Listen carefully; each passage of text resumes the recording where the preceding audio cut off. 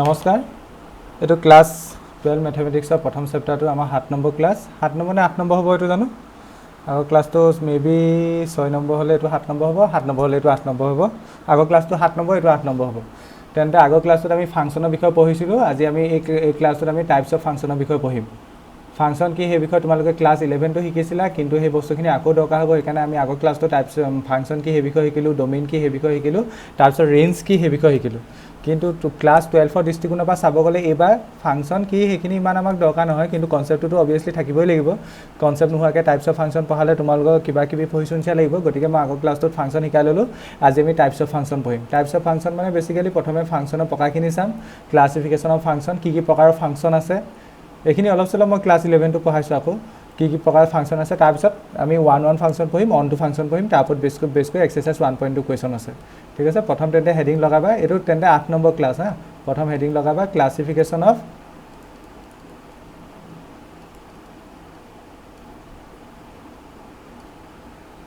ফাংচনস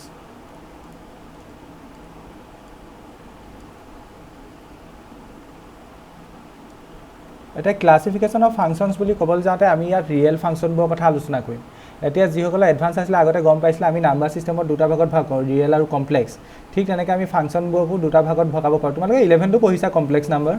মানে নাম্বাৰবোৰ যেনেকৈ দুটা ভাগত ভগাও ৰিয়েল আৰু কমপ্লেক্স ঠিক তেনেকৈ আমি ফাংচনবোৰকো দুটা ভাগত ভগাব পাৰো real function and complex function কিন্তু কমপ্লেক্স ফাংচনৰ কনসেপ্টবোৰ অকমান হাই লেভেললৈ যায়গৈ গতিকে আমাৰ যিবোৰ তোমালোকৰ 12 ৰ লেভেলত দিছে সেইবোৰ আমাৰ ৰিয়েল ফাংচন কি ফাংচন ৰিয়েল ফাংচন মানে তাত যিবোৰ সংখ্যা ইউজ কৰিম সেইবোৰ ৰিয়েল নাম্বাৰ হ'ব আৰু ইমাজিনাৰী নাম্বাৰ বা কমপ্লেক্স নাম্বাৰ কোনবোৰ তোমালোকে শিকি আহিছা ন a + i + b টাইপৰ ক্লাস ফাৰ্স্টেত শিকি আহিছা এনেকা টাইপৰ বস্তুবোৰ ইন্ট্ৰোডিউস নহয় জাস্ট 1 2 3 4 5 হোপা যেনেকা ধৰণৰ বস্তুবোৰ দেখিছো তেনেকা ধৰণৰ বস্তুবোৰ ইন্ট্ৰোডিউস হ'ব ঠিক আছে এখানে ৰিয়েল ফাংচনবোৰ বিষয়ে পঢ়িম ব্ৰেকেটত লিখি লবা real function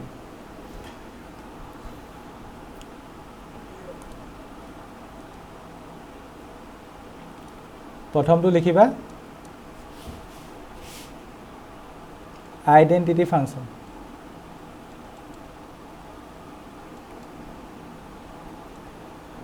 identity function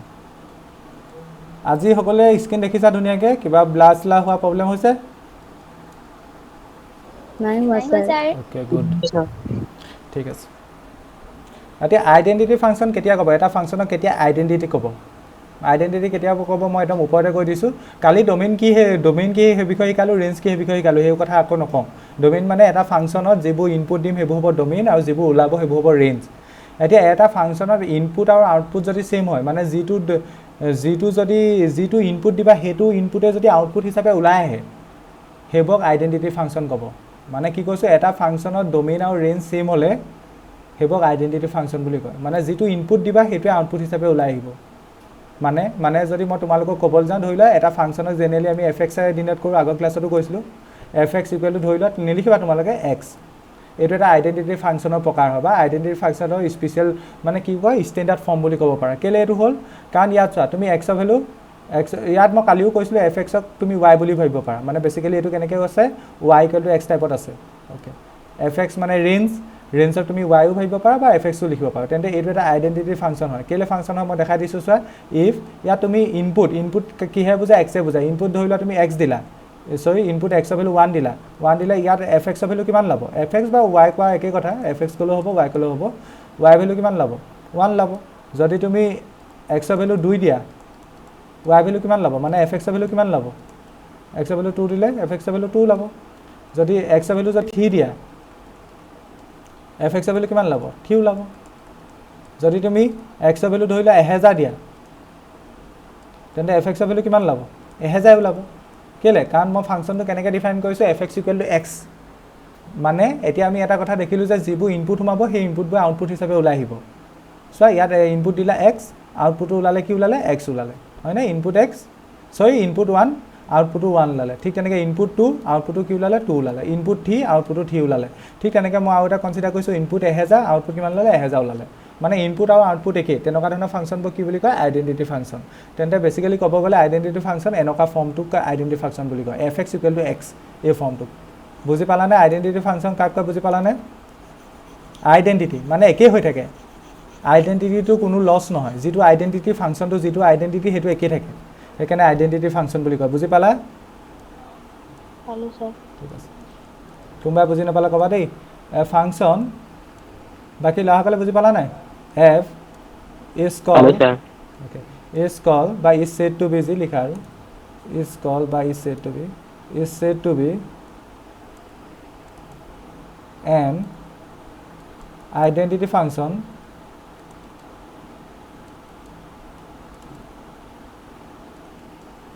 if কেতিয়া হ'ব identity function if fx equal to যদি x হয় comma for all এই চিন্তালৈ কি বুলি কয় for all x belongs to r এতিয়া r কি যোনটো সেটৰ ওপৰত ফাংচনটো ডিফাইন কৰিছো মানে যেটো সেটৰ ওপৰত ফাংচনটো ডিফাইন কৰিছো সেই সেটটোকে r বুলি কৈছো ইয়াত r হৈছে ৰিয়েল নাম্বাৰ এই r কি বুজাইছে ৰিয়েল নাম্বাৰ ঠিক আছে ইয়াত r কি বুজাইছে ৰিয়েল নাম্বাৰ কাৰণ আমি ৰিয়েল ফাংচনৰ বিষয়ে পঢ়িম এখানে ব্ৰেকেটত লিখি ললো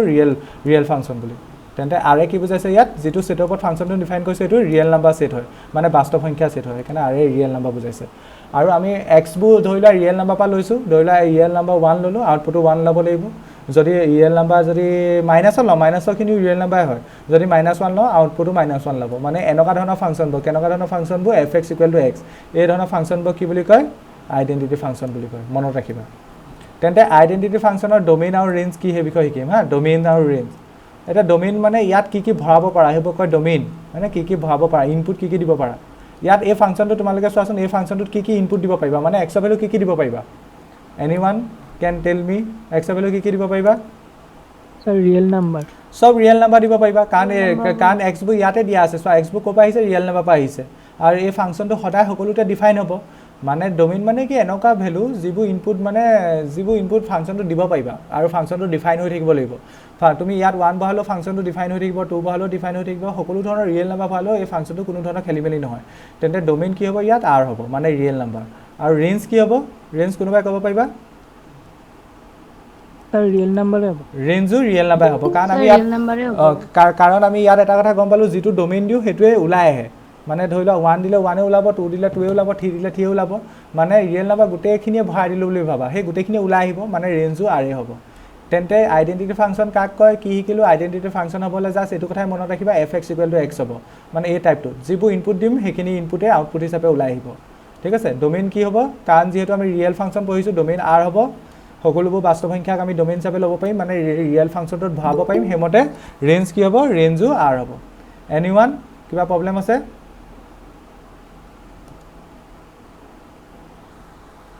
কাবা কিবা প্ৰবলেম আছে বুজি পালা দেখলৈকে স্যাৰ হ্যাঁ বুজা নাই একবাৰ বুঝা দিও কোন দখবা বুজা না তুমি আগৰ ক্লাসে চাইছিলা নাই হেতু কোৱা আগৰ ক্লাসটো চালে মই আকৌ বুজাই দিম বা কোনো কথা নাই আগৰ ক্লাস চাইছিলা নাই আগৰটো চাইছো স্যাৰ ঠিক আছে আগৰ ক্লাসটো চাইছি সব মই কি কৈছো এটা ফাংচনক আইডেন্টিটি ফাংচন বুলি কেতিয়া ক'ব যদি হে ফাংচনটো যিবু ইনপুট দিবা হে ইনপুট পয়ে যদি আউটপুট হিচাপে ওলাই আহে ইনপুট ব কি বুলি কৈছো মই ডোমেইন আৰু আউটপুট ব কি বুলি কৈছো ৰেঞ্জ বুলি কৈছো ধৰিলা মানে ৰিয়েল আইডেন্টিটি ফাংচন বুলি ক'লে এই ফৰ্মটো মনত ৰাখিবা fx = x মানে চোৱা ইয়াত মই কালিও কৈছিলো fx ক তুমি y বুলি ভাবিব পাৰা মানে বেসিক্যালি এটো এনেকা ধৰণেও লিখিব পাৰি y = x মানে ইয়াত ডোমেইন কোনবে বুজাইছে x বে ডোমেইন বুজাইছে x ৰ ভ্যালু বে ডোমেইন বুজাব আৰু fx এ কি বুজাব মানে ৰেঞ্জ বুজাব বা y এ ৰেঞ্জ বুজাব এতিয়া চোৱা তুমি ইয়াত ৰিয়েল ফাংচন বুলি কৈছো তেন্তে ডোমেইন বু ৰিয়েল নাম্বাৰ হ'ব ধৰিলা তুমি x ৰ ভ্যালু 1 লৈছা 1 ইজ এ ৰিয়েল নাম্বাৰ তেতিয়া y ভ্যালু কিমান পাবা y কোৱা বা fx কোৱা একে কথা y ভ্যালু কিমান পাবা y ভ্যালু 1 এ পাবা কাৰণ x ৰ জায়গা তুমি 1 বহাই দিবা ওকে মানে fx ৰ ভ্যালু 1 পাবা ঠিক তেনেকে x ৰ ভ্যালু যদি 2 লোৱা x ৰ ভ্যালু যদি 2 লোৱা তেন্তে fx ৰ ভ্যালু কিমান পাবা কাৰণ চোৱা ইয়াত x ৰ ভ্যালু 2 লৈছা 2 বহাই দিলো fx ৰ ভ্যালু 2 পাম ঠিক তেনেকে যদি x ৰ ভ্যালু যদি 3 লোৱা fx ৰ ভ্যালু কিমান পাবা fx ৰ ভ্যালু কিমান পাবা 3 পাবা কাৰণ x ৰ জায়গা 3 বহাই দিলো তেন্তে চোৱা যিবু ডোমেইন ইউজ কৰিছা বা যিবু ইনপুট দিছা সেই ইনপুট বে আউটপুট হিচাপে ওলাই আহিছে কোনো ধৰণৰ চেঞ্জ হোৱা নাই যিটো দিছা হেতুৱে ওলাই আহিছে চোৱাচোন 1 দিলা 1 ওলাই আহিলে ঠিক তেনেকে 2 বহাইছিলা 2 ওলাই আহিলে বা 2 ৰেঞ্জ হিচাপে ওলাই আহিলে 3 দিছিলা 3 আউটপুট হিচাপে ওলাই আহিলে মানে যিটোৱে ইনপুট হিচাপে দিছা সেই ইনপুটটো আউটপুট হিচাপে ওলাই আহিছে মানে বেসিক্যালি এই ফৰ্মটো হলে আইডেন্টিটি ফাংচন বুলি কয় এতিয়া বুজি পালা নে হামিদু স্যার বুঝি পাইছো আৰু কাবা কিবা প্ৰবলেম স্যাৰ নাই আৰু বেলেগৰ নাই স্যাৰ ঠিক আছে তেন্তে আইডেন্টিটি ফাংচনৰ যেতিয়া আমি ৰিয়েল ফাংচনৰ ক্ষেত্ৰত ডিফাইন কৰিম বা ৰিয়েলত আমি যেতিয়া চাম আইডেন্টিটি ফাংচনৰ কাৰণে ডোমেইন কি হ'ব r হ'ব ইয়াত সকলো ধৰণৰ বাস্তৱ সংখ্যা x হিচাপে ভাবিব পাৰিবা বা x ৰ জেগাত সকলো ধৰণৰ বাস্তৱ সংখ্যা বহালেও কোনো ধৰণৰ ভুল নহয় মানে ফাংচনটো ডিফাইন হৈ থাকিব আৰু সেইকাৰণে r হ'ব ডোমেইন আৰু ৰেঞ্জ কি ওলাব ইয়াত যিহেতু যিটো ভৰোৱা সেইটোৱে ওলায় ৰেঞ্জ কি ওলাব r ওলাব এতিয়া ইয়াৰ গ্ৰাফটো বা এই ফাংচনৰ আইডেন্টিটি ফাংচনৰ গ্ৰাফ কেনেকুৱা হ'ব ষ্টেণ্ডাৰ্ড গ্ৰাফ কেনেকুৱা হ'ব কোনোবাই ক'ব পাৰিবা নিব কাৰোবাৰ আইডিয়া হ'বনে এই আইডেন্টিটি ফাংচনৰ গ্ৰাফ কেনেকুৱা হ'ব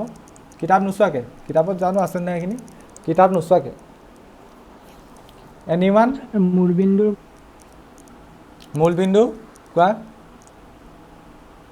গ্ৰাফ বুলি কোৱাৰ লগে লগে কোনে কৈ আছা আঠটা মূল বিন্দু মাজে যাব ওকে মই গ্ৰাফ বুলি কোৱাৰ লগে লগে তেন্তে মই এক্স এক্সিছ আঁকিম ৰিয়েল ফাংচন এক্স এক্সিছ আঁকিম আৰু কি আঁকিম ৱাই এক্সিছ আঁকিম মই আগতেও তোমালোকক শিকাইছোঁ ক্লাছ 11টো শিকাইছোঁ বা কালিও কৈছিলোঁ এক্স এক্সিছত যিবোৰ ভেলু থাকিব সেইবোৰে ইনপুট বুজাব বা ডোমেইন বুজাব এক্স এক্সিছডালে বেছিকেলি ডোমেইন বুজায় আৰু ৱাই এক্সিছডালে কি বুজাব ৰেঞ্জ বুজায় ধৰি লোৱা তুমি যদি ডোমেইন 1 দিয়া ৰেঞ্জো 1 পাব লাগিব ঠিক আছে যদি তুমি ডোমেইন যদি 2 দিয়া ৰেঞ্জটো কিমান পাব লাগিব 2 পাব লাগিব ঠিক তেনেকৈ ডোমেইন যদি 3 দিয়া ৰেঞ্জটো কি পাব লাগিব 3 পাব লাগিব তেন্তে ইয়াৰ গ্ৰাফডাল কি হ'ব মূল বিন্দু মাজে যোৱা এডাল সৰলেখা হ'ব কেলে হ'ব মই কৈ দিছোঁ আইডেন্টিটি ফাংচনৰ গ্ৰাফডাল কেলে এনেকুৱা হয় এডাল আইডেন্টিটি ফাংচনৰ গ্ৰাফ মানে এফ এক্স ইকুৱেল টু এক্সৰ গ্ৰাফ কেলে হ'ল মই তোমালোকক দেখাই দিছোঁ চোৱা তুমি ধৰি লোৱা এই ডোমেইনৰ এই পইণ্টটো বহাইছোঁ বুলি ধৰা এই ৰঙা পইণ্টটো যিটো মই ৰঙা কৰি আছোঁ তেতিয়া ৰেঞ্জ কি পাবা ৰেঞ্জ এনেকৈ গৈ পেলাই এইটো পামনে ৰেঞ্জ একেটাই পাম ঠিক তেনেকৈ ধৰি লোৱা তুমি যদি এই পইণ্টটো বহোৱা এই পইণ্টটো বহালে তুমি গ্ৰাফডালত আমি ৰেঞ্জ চাব হ'লে এইডোখৰত চাম মানে এইটো কি হ'ব ৰেঞ্জ হ'ব ঠিক তেনেকৈ যদি ইনপুট যদি এইটো বহোৱা ঠিক তেনেকৈ আমি গ্ৰাফডালত গৈ আছোঁ ইয়ালৈকে আহিলোঁ তাৰপৰা এনেকৈ গৈ আছোঁ ইয়ালৈকে মানে এইটো ৰেঞ্জ হ'ব মানে ডোমেইনৰ ক্ষেত্ৰত এক্স এক্সিছডাল ভাবিবা ৰেঞ্জৰ কাৰণে ৱাই এক্সিছডাল ভাবিবা কথাটো তেনেকৈ চোৱা তুমি ধৰি লোৱা তুমি ইয়াত 5 আছে তেন্তে 5টো তেন্তে ডোমেইন হ'ল তেন্তে ইয়াৰ ৰেঞ্জটো বিচাৰিবলৈ আমি এনেকৈ সমান্তৰালকৈ যাম ইয়াত পালোগৈ তাৰপৰা এই ৰেঞ্জৰ কাৰণে ৱাই এক্সিছত যাব লাগিব ৱাই এক্সিছত গ'লেও ইয়াত 5ত কাটিব তেন্তে ৰেঞ্জটো কি হ'ব 5 হ'ব তেন্তে এই মূল বিন্দু মাজে যোৱা এই সৰলেখাডালে কি হ'ব আমাৰ আইডেন্টিটি ফাংচনৰ কাৰণে গ্ৰাফ হ'ব মানে আইডেন্টিটি ফাংচনৰ গ্ৰাফ কোনডাল এইডাল বুজি পালা এইটো অৰিজিন বুজি পালানে বা তোমালোকে এইটো এনেকৈ ভাবিব পাৰা মানে এই লাইনডালৰ ইকুৱেশ্যন কি এই লাইনডালৰ ইকুৱেশ্যন কি হ'ব তেন্তে তুমি F x equal two Y বুলি নকৈ এইডাল লাইনডালৰ ইকুৱেশ্যন কি ৱাই ইকুৱেল টু এক্স তুমি ধৰি লোৱা ৱাই ইকুৱেল টু এক্স দিছোঁ তোমাক এতিয়া তোমালোকে যে ক্লাছ 9ত লেখ অংকন কৰি শিকিছিলানে এনেকৈ বাকচ বনাই এই লাইনডালৰ কাৰণে লেখ অংকন কৰা এইডালে পাবা কি কৈছোঁ বুজি পালা মই কি কৈছোঁ আইডেন্টিটি ফাংচনৰ ফৰ্মটো হ'ল F x equal to x হয় অ'কে আৰু প্ৰব্লেম নাই এতিয়া এফ এক্সক ৱাই বুলিও ধৰিব পাৰি ৱাই ধৰিলে কি হ'ব ৱাই ইকুৱেল টু এক্স তেন্তে এইটো এটা দুটা চলকজোৰ ৰৈখিক সমীকৰণ হ'ল নাই আৰু এনেকুৱা ধৰণৰ সমীকৰণৰ সমান লেখ কেনেকৈ আঁকে মোক আকৌ নুসুধিবা ক'ত শিকিছিলা তোমালোকে ক্লাছ 10তো শিকিছিলা ক্লাছ 9তো শিকিছিলা কি কৰিব লাগে বাকচ বনাব লাগে বাকচ বনাই পেলাই হেৰি কৰিব লাগে এইডালে পাবা বুজি পালা কাৰোবাৰ প্ৰব্লেম আছে সদায় কনফিউজ নহ'বা এফ এক্স মানে ৱাই বা ৱাই মানে এফ এক্স ঠিক আছে এফ এক্স মানে ৱাই আৰু ৱাই মানে এফ এক্স আৰু সেইটোৱে কি বুজায় ৰেঞ্জ বুজায় কাৰোবাৰ কিবা ইছ্যু প্ৰব্লেম নাই স্যাৰ ঠিক আছে এইডোখৰলৈকে লিখা পটাপট ক্লাসিফিকেশন বাই স্টাৰ্ট কোশ্চেন আছে yes ক্লাসিফিকেশন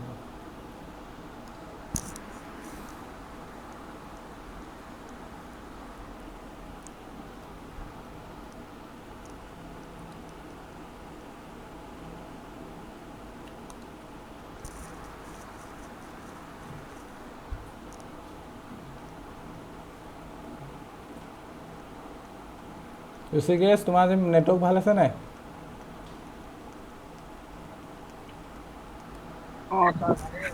ঠিক আছে হৈ গ'ল মহাৰু তেন্তে মানে ক্লাছিফিকেশ্যনৰ ফাংচনত আমি প্ৰথমে ফাংচনৰ প্ৰকাৰটো পঢ়িম মানে যেনেকৈ আইডেণ্টিটি ফাংচন পঢ়িলোঁ তাৰ কাৰণে এতিয়া প্ৰত্যেকটো ক্ষেত্ৰত এতিয়া যিবোৰ নেক্সট ফাংচনৰ বিষয়ে পঢ়িম ডোমেইন পঢ়িম তাৰপৰা ৰেঞ্জ পঢ়িম তাৰপৰা তাৰ গ্ৰাফডালো চাম যিবোৰ ফাংচনৰ গ্ৰাফ আঁকিব পাৰোঁ গ্ৰাফডালো চাম ফাংচনটো বুজাই দিয়াৰ পিছত ডোমেইন ৰেঞ্জ আৰু গ্ৰাফ তোমালোকে ক'বলৈ চেষ্টা কৰিবা ফাংচনটো বুজাই দিয়াৰ পিছত ডোমেইন আৰু ৰেঞ্জ আৰু গ্ৰাফ তোমালোকে ক'বলৈ চেষ্টা কৰিবা কাৰণ ফাংচনটো বুজাই দিয়াৰ পিছত ডোমেইন ৰেঞ্জ আৰু গ্ৰাফ ক'বলৈ তোমালোকৰ একো নাথাকে কাৰণ সেইবোৰ আমি অলৰেডি শিকি আহিছোঁ 2 নম্বৰ কনষ্টেণ্ট মানে ধ্ৰুৱক নামটোতে পৰিচয় কনষ্টেণ্ট ফাংচন ইয়াৰ মিনিংটো কি বাৰু কোনোবাই ক'ব পাৰিবা নেকি কনষ্টেণ্ট ফাংচন কেতিয়া হ'ব এটা ফাংচন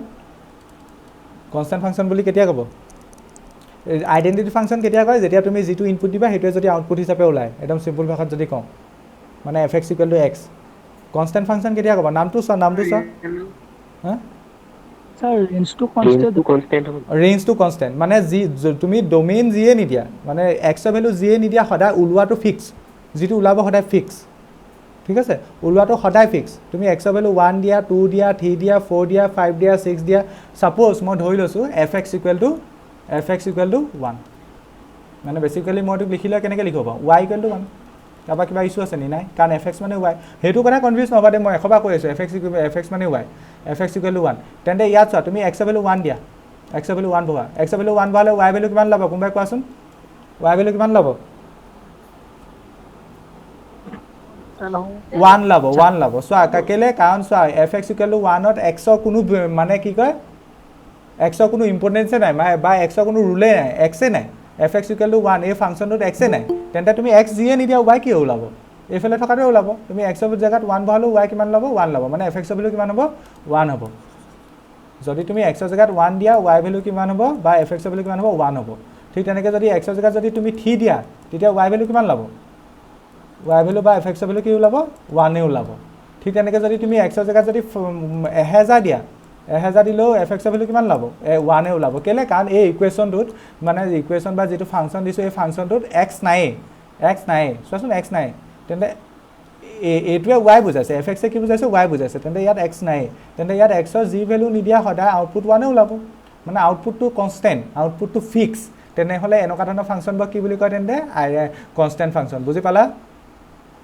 কনষ্টেণ্ট ফাংচন বুজি পালানে স্যার কোৱা স্যাৰ এবাৰ বলে দিওকচোন মানে নেটওয়াৰ্ক ইস্যু আছে ওকে কনষ্টেণ্ট ফাংচন মানে এনেকুৱা ধৰণৰ ফাংচনবোৰ যিবোৰ ফাংচনত তুমি ইনপুট যিয়ে নিদিয়া আউটপুট সদায় ফিক্স থাকিব ইনপুট যিয়ে নিদিয়া ধৰি লোৱা তোমাক মই কৈছোঁ fx = ধৰি লোৱা 5 fx মানে y = 5 মানে এই ইকুৱেশ্যনটো তুমি এনেকৈ ক'ব পাৰা y = 5 এইটো কেনেকৈ ক'ব পাৰা y = 5 ওকে ইয়াত মানে x নাই x ৰ কোনো ৰুল নাই এই ইকুৱেশ্যনটোত বা এই ফাংচনটোত x ৰ কোনো ৰুল নাই সেইটো কথা মনত ৰাখি লোৱা x ৰ ওপৰত ডিপেণ্ড কৰা নাই এই ইকুৱেশ্যনটো তেন্তে x ৰ ভেলু তুমি 1 বহালেও fx ৰ ভেলু কিমান পাবা কোৱাচোন যোনে সুধিছিলা মোক তেওঁৱে কোৱা fx ৰ ভেলু কিমান পাবা x ৰ ভেলু যদি 1 লওঁ 5 পাম কাৰণ ইয়াত x এ নাই x ৰ ওপৰত ডিপেণ্ড হোৱা নাই ঠিক তেনেকৈ x ৰ ভেলু যদি 2 লওঁ fx ৰ ভেলু কিমান পাম 5 যদি x ৰ ভেলু যদি মই 1000 লওঁ তেতিয়া 5 পাম এতিয়া ইয়াৰ পৰা কি বুজিলোঁ তুমি ইয়াত ডোমেইনটো চেঞ্জ যিয়ে নকৰা লাগিলে বা ডোমেইনটো যিয়ে নকৰা বা 1 কৰা 2 কৰা 1000 কৰা যিয়ে নকৰা খালি ৰিয়েল নাম্বাৰ ভিতৰতে কৰিব লাগিব কাৰণ আমি ৰিয়েল ফাংচন পঢ়িছোঁ ৰিয়েল ফাংচন হ'লে ডোমেইন সদায় ৰিয়েল নাম্বাৰে হ'ব লাগিব ডোমেইনটো যিয়ে নকৰা ৰেঞ্জটো সদায় ফিক্স 5 পাইছোঁ যেতিয়া 5টো কি এটা ফিক্স আউটপুটটো ফিক্স তেন্তে এনেকুৱা ধৰণৰ ফাংচনবোৰ কি বুলি কয় কনষ্টেণ্ট ফাংচন বুলি কয় মানে যিবোৰ ফাংচনৰ আউটপুটটো ফিক্স থাকিব মানে বেছিকেলি ক'ব গ'লে ৰেঞ্জটো ফিক্স থাকিব এতিয়া বুজি পালা ওকে এতিয়া মই যেনেকৈ কৈছিলোঁ আইডেণ্টিটি ফাংচনৰ কাৰণে মানে আইডিয়েল ফৰ্মটো কি fx = x এইটো কি ফাংচন আইডেণ্টিটি ফাংচন কাৰণ ইয়াত ইনপুট যিয়ে নিদিয়া লাগিলে আউটপুট একেটা ওলাব তেন্তে মোক কোনোবাই ক'ব পাৰিবানে কনষ্টেণ্ট ফাংচনৰ আইডিয়েল ফৰ্মটো কি হ'ব fx = c কোৱা বা k কোৱা মানে কনষ্টেণ্ট fx = c মানে কনষ্টেণ্ট c টো কেলৈ ইউজ কৰোঁ কনষ্টেণ্টৰ কাৰণে fx = কনষ্টেণ্ট সেইটো কনষ্টেণ্টৰ ক্ষেত্ৰত কেতিয়াবা আমি কেও লিখিব পাৰোঁ তেন্তে fx = k লিখিম বা কেতিয়াবা কনষ্টেণ্টটোক c আখৰেও বুজাওঁ তেতিয়া c লিখিম ঠিক আছে তেন্তে কনষ্টেণ্ট ফাংচনৰ কাৰণে আইডিয়েল ফৰ্মটো কি হ'ব fx = c মানে যিকোনো এটা সংখ্যা হ'ব পাৰে মানে যিকোনো এটা কনষ্টেণ্ট ভেলু সেইটো বুজাইছে a function f is said to be a constant function if কেতিয়া হ'ব fx = c হ'ব for all x belongs to r তুমি r যিয়ে নিদিয়া লাগিলে ৰিয়েল সংখ্যাৰ ভিতৰত যিয়ে নিদিয়া সদায় কনষ্টেণ্ট ওলাব মানে কনষ্টেণ্টক আমি c বুলি ধৰি লৈছোঁ কনষ্টেণ্ট ওলাব c বুলি ধৰি লৈছোঁ তেন্তে এনেকুৱা ধৰণৰ ফাংচনবোৰ কি বুলি কয় কনষ্টেণ্ট ফাংচন ডোমেইন কি হ'ব ইয়াত ৰিয়েল নাম্বাৰ ইয়াত x তুমি যিয়ে নবহা x ত কোনো ৰেষ্ট্ৰিকশ্যন নাই ইয়াত কৈও দিছে চোৱা x বিলংছ টু r মানে x ৰিয়েল নাম্বাৰ পৰা আহিব ডোমেইন ইয়াত দেখা দেখিকে ৰিয়েল নাম্বাৰ আৰু ৰেঞ্জ কি হ'ব ৰেঞ্জ ইয়াত তুমি এক্সৰ ভেলু যিয়ে নিদিয়া মানে ৰেঞ্জটো সদায় ফিক্স থাকিব চি হ'ব এতিয়া চিটো লিখোঁতে খালি ছেট হিচাপে লিখিম কাৰণ এইটো ছিংগলটন ছেট এটা এলিমেণ্ট আছে চিটোক ছেট হিচাপে লিখিম ৰেঞ্জ তেন্তে ইয়াত কি হ'ব এটাই মেম্বাৰ হ'ব চি সেইটোক খালি ছেট হিচাপে ৰিপ্ৰেজেণ্ট কৰিম কাৰোবাৰ মাইক অন হ'ল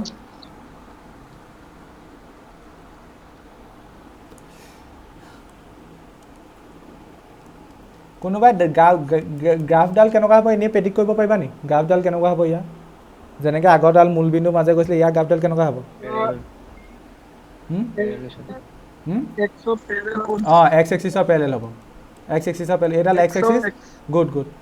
এইডাল ৱাই এক্সিছ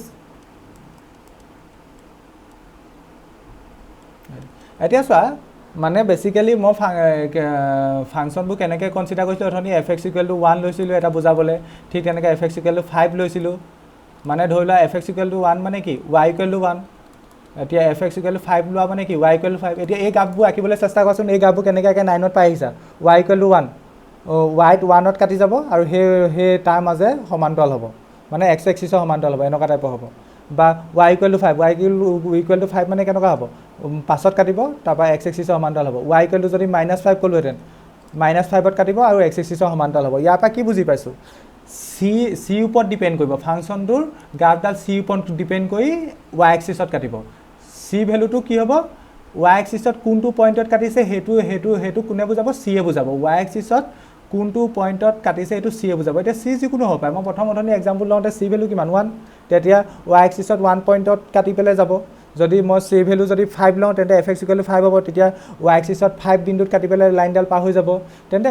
মানে চিটো ইয়াত যিহেতু নাজানো এনেই জাষ্ট এনেকৈ লাইনডাল আঁকি থ'লে হ'ল মানে এইটো চি বিন্দু ধৰি লোৱা এই চি বিন্দুটো ওপৰতো হ'ব পাৰে এক্স এক্সিছত তলতো হ'ব পাৰে তেন্তে এইডালে কাৰ graph f x equal to চিৰ বুজি পালানে এইখিনি একদম বেছিক কথা সেইকাৰণে মই ইমান বুজোৱা নাই কাৰোবাৰ যদি ডাউট আছে সোধা ঠিক আছে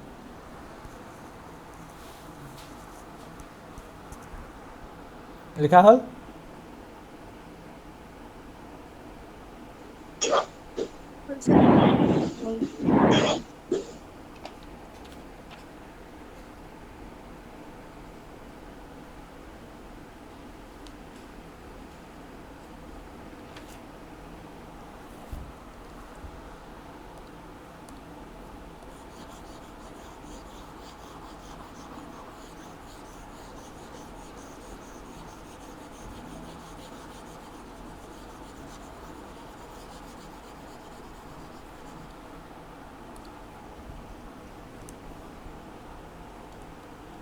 Next, linear function.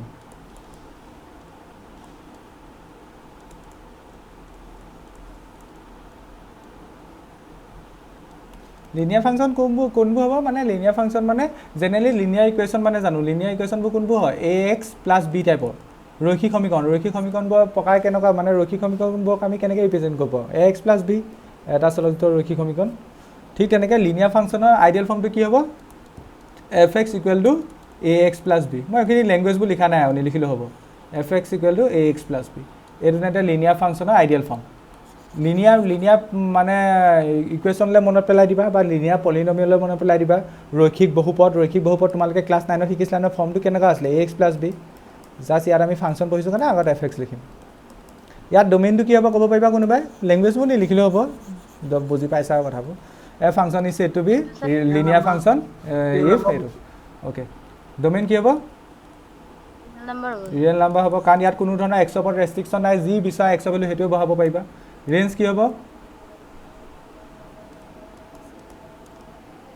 ৰেঞ্জটো ৰিয়েল নাম্বাৰ হ'ব x ওপৰত ডিপেন্ড কৰিব কিন্তু x ওপৰত ডিপেন্ড কৰি ৰিয়েল নাম্বাৰ ওলাব ইয়াত তুমি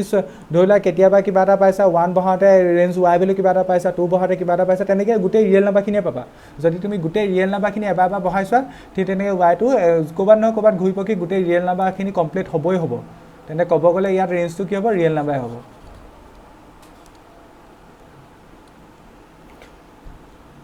ইয়াৰ গ্ৰাফডাল আৰু বেছিকেলি নালাগে ইয়াৰ গ্ৰাফডাল ইকুৱেশ্যনটোৰ ওপৰত ডিপেণ্ড কৰিব কাৰণ fx equal to 2x + t হ'লে গ্ৰাফডাল বেলেগ হ'ব fx equal to 5x plus 4 হ'লে গ্ৰাফডাল বেলেগ হ'ব কেনেকৈ আঁকিবা গ্ৰাফবোৰ এই fx ক y বুলি ধৰি ল'বা তেতিয়া কি হ'ব y equal to 2x plus 3 year graph কেনেকৈ আঁকিব লাগে তোমালোকে নুসুধিবা আৰু ঠিক তেনেকৈ এইটো কেনেকৈ লিখিব পাৰি y = 5x + 4 এইবোৰ কেনেকৈ আঁকিব লাগে তোমালোকে আগতে সৰু শ্ৰেণীত শিকি আহিছা তেন্তে তিনিটা ফাংচন পঢ়িলোঁ আইডেণ্টিটি ফাংচন নেক্সট কি পঢ়িলোঁ constant function next linear function next rational function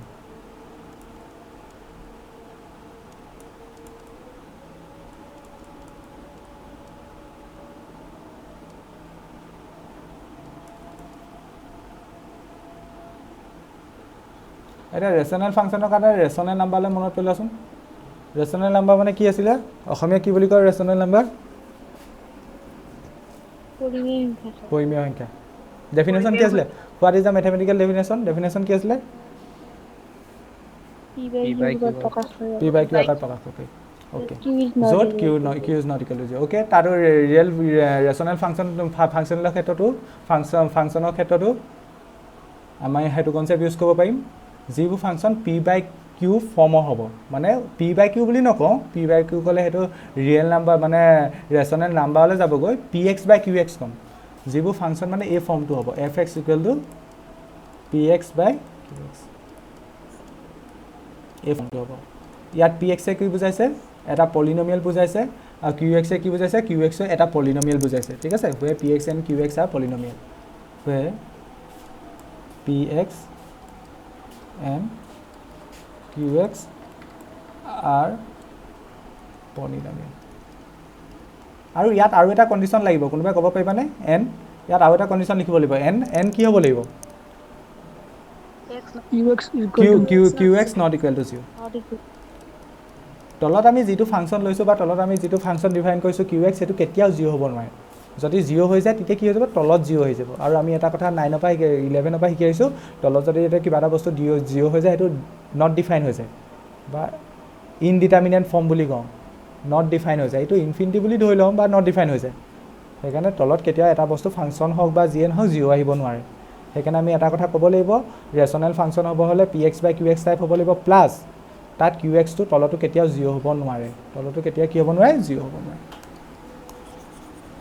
বুজি পালাই দেখলৈকে পালো স্যাৰ ঠিক আছে ইয়াত ডোমেইনটো ক'ব পাৰিবানে কোনোবাই 0 বাহিয়া all real number good 0 বাহিয়া all real number নহয় 0 বাহিয়া অল ৰিয়েল নাম্বাৰ নহয় ভুল হৈছে চোৱা মই ইয়াৰ এক্সাম্পল লৈছোঁ ইয়াৰ এক্সাম্পল কেনেকৈ হ'ব পাইছা মই তোমালোকৰ এক্সাম্পল দিলে তোমালোকে ধৰিব পাৰিবা হ'ব দেই তোমালোকৰ কনফিউজনটো ক'ত আহিছে মই গম পাইছোঁ মই আগে এই ডোমেইন সোধাৰ আগতে তোমালোকক মই ৰেচনেল ফাংচনৰ এক্সাম্পল দিছোঁ এক্সাম্পল ক'ব পাৰা তোমালোকে ধৰি লোৱা fx = ধৰি লোৱা 2x + 3 by x + 1 এইটো ক'ব পাৰা বা ঠিক তেনেকৈ fx = x + 1 by x² - 1 এই প্ৰথমটো ৰেচনেল ফাংচন হয়নে প্ৰথমটো ৰেচনেল ফাংচন হয়নে কেলে হয় কাৰণ ওপৰটো এটা পলিনমিয়েল তলতো এটা পলিনমিয়েল ঠিক তেনেকৈ এইটো এটা ৰেচনেল ফাংচন হয়নে হয় ওপৰটো এটা পলিনমিয়েল তলতো এটা পলিনমিয়েল এইডোখৰলৈকে বুজি পাইছানে এইডোখৰলৈকে কিন্তু প্ৰথম ফাংচনটো ক্ষেত্ৰত যেতিয়া আমি ডোমেইন ডিফাইন কৰিম প্ৰথম ফাংচনটোৰ ক্ষেত্ৰত মানে fx = 2x + 3 ক্ষেত্ৰত যেতিয়া আমি ডোমেইন ডিফাইন কৰিম কোনোবাই ক'ব পাৰিবানে ইয়াৰ ডোমেইন কি হ'ব fx = কোনোবাই ক'ব পাৰিবানে fx = 2x + 3 কাৰণে ডোমেইন কি হ'ব এইবোৰ 11টো শিকিছা তোমালোকে x ৰ ভ্যালু কি বহাব পাৰিবা সেইটো ভাবা x ৰ ভ্যালু কি বহাব পাৰিবা সেইটো ভাবা ডোমেইন বুলি কোৱাৰ লগে লগে x ৰ ভ্যালু কি বহাব পাৰিবা x ৰ ভ্যালু তুমি বিশ্বাস কৰিলে সব ৰিয়েল নাম্বাৰ বহাব পাৰিবা এক্সেপ্ট তুমি x ৰ জেগাত -1 বহাব নোৱাৰা x ৰ জেগাত -1 বহাব নোৱাৰা কেলে x ৰ জেগাত -1 বহালে তলত কি হৈ যাব -1 + 1 দ্যাট ইজ 0 হৈ যাব তলৰ বস্তুটো 0 হৈ যাব আৰু আমি ৰেচনেল ফাংচনত কি লিখি আহিছোঁ তলৰ বস্তুটো qx কেতিয়াও 0 হ'ব নোৱাৰে তেন্তে এটা কথা গম পালোঁ যদি আমি ৰেচনেল ফাংচনৰ এক্সাম্পল এইটো 2x + 3 ডিভাইডেড বাই x + 1 লওঁ তেন্তে x ৰ ভ্যালু -1 বহাব নোৱাৰোঁ x ৰ ভ্যালু কি বহাব নোৱাৰোঁ -1 বহাব নোৱাৰোঁ -1 বহাইয়ে সব ৰিয়েল নাম্বাৰ বহাব পাৰিম ঠিক আছে ঠিক তেনেকৈ মই যদি সেকেন্ড ফাংচনটোৰ কথা ভাবোঁ fx = x + 1 ডিভাইডেড বাই x² - 1 ইয়াৰ ডোমেইন কি হ'ব ইয়াৰ কাৰণে আমি গম পালোঁ ইয়াত -1 বহাব নোৱাৰোঁ তাৰ বাহিৰে সব বহাব পাৰিম মানে ইয়াৰ কাৰণে এই ফাংচনটোৰ কাৰণে ডোমেইন কি হ'ব এই ফাংচনটোৰ কাৰণে ডোমেইন কি হ'ব r - 1 হ'ব এই ফাংচনটোৰ কাৰণে ডোমেইন r - -1 হ'ব মানে সব ৰিয়েল নাম্বাৰ বহাব পাৰিম কিন্তু -1টো বহাব নোৱাৰোঁ তোমালোকে মোক কোৱাচোন এই পাৰ্টটো বুজি পালা নাই সকলোৱে এই পাৰ্টটো বুজি পালা নাই এই পাৰ্টটো বুজি পালা নাই স্যাৰ সকলোৱে বুজি পালা স্যাৰ পাইছে স্যাৰ সকলোৱে বুজি পাইছা পাইছো স্যাৰ এনেই নকবা আকৌ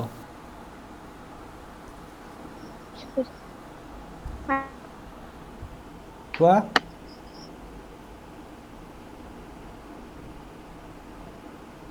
হেল্ল' সাগৰিকা মোৰ মাত শুনিছানে সাগৰিকা ৰাজমণি স্যাৰ শুনি আছো বুজি পালা হেল্ল' স্যাৰ হা স্যাৰ বুজি পালা নাই বুজি পালা নাই পাইছো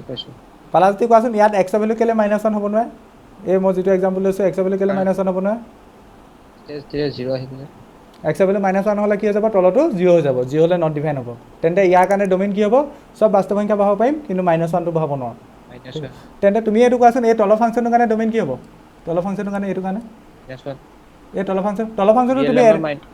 তুমি এটা কথা ভাবা প্ৰথম এক্সৰ ভেলু কি বহাব নোৱাৰা সেইটো ভাবা এক্সৰ ভেলু চব বাস্তৱ সংখ্যা বাদ দিয়া -1 বহাব নোৱাৰা -1 বহালে কি হৈ যাব -1 হোল স্কোৱাৰ তাৰপৰা -1 মানে -1 স্কোৱাৰ কৰিলে +1 -1 মানে বেছিকেলি 0 হৈ যাব আৰু কিবা ভেলু বাকী চব পাৰিবা নে কি হাই স্যাৰ 1 1ও নোৱাৰা ইয়াত 1 পাৰিবা জানো ইয়াত ৰাজমণি স্যাৰ হয় ৰাজমণি 1 পাৰিবা জানো ইয়াত নোৱাৰা 1ও নোৱাৰা 1 বহালে কি হ'ব 1 স্কোৱাৰ -1 মানে বেছিকেলি 1 - 1 কিমান হ'ব 0 হ'ব মানে ইয়াত এক্সৰ ভেলু 1 বহালেও ফাংচনটো নট ডিফাইন হৈ যাব মানে তলত 0 আহিব এক্সৰ ভেলু -1 বহালেও তলত 0 হৈ যাব তেন্তে ডোমেইন কি বুলি ক'বা সাগৰিকা শুনিছানে সাগৰিকা বৰা শুনি আছো স্যার মই মাতি আছিলোঁ নামাতিলা যে ডোমেইন কি বুলি ক'বা ইয়াত -1 আৰু 1 -1 আৰু 1 বাহিৰে চব ৰিয়েল নাম্বাৰ হ'ব -1 আৰু 1 বাহিৰে চব ৰিয়েল নাম্বাৰ হ'ব তেন্তে এই ফাংচনটো যেতিয়া লৈছিলোঁ মই f(x = 2x + 3 / x + 1 তেতিয়া ডোমেইন কি হৈছিলে -1 বাহিৰে চব বাস্তৱ সংখ্যা মানে ৰিয়েল নাম্বাৰ এতিয়া যেতিয়া এই ফাংচনটো ল'লোঁ তেতিয়া ডোমেইন কি হ'ল -1 আৰু 1 বাহিৰে চব বাস্তৱ সংখ্যা এতিয়া মই এটা কথা ভাবিব পাৰোঁ নে এই -1টো কি বাৰু অকণমান মেথছৰ ভাষাত ভাবাচোন -1টো কি বাৰু অসমীয়াত ক'লেও হ'ব -1টো কি হয় বাৰু মেথছৰ ভাষাত যদি কাৰোবাক বুজাব লাগে -1টো কি হয় এই ফাংচনটোৰ কাৰণে বা এই বস্তুটোৰ কাৰণে -1টো কি হয়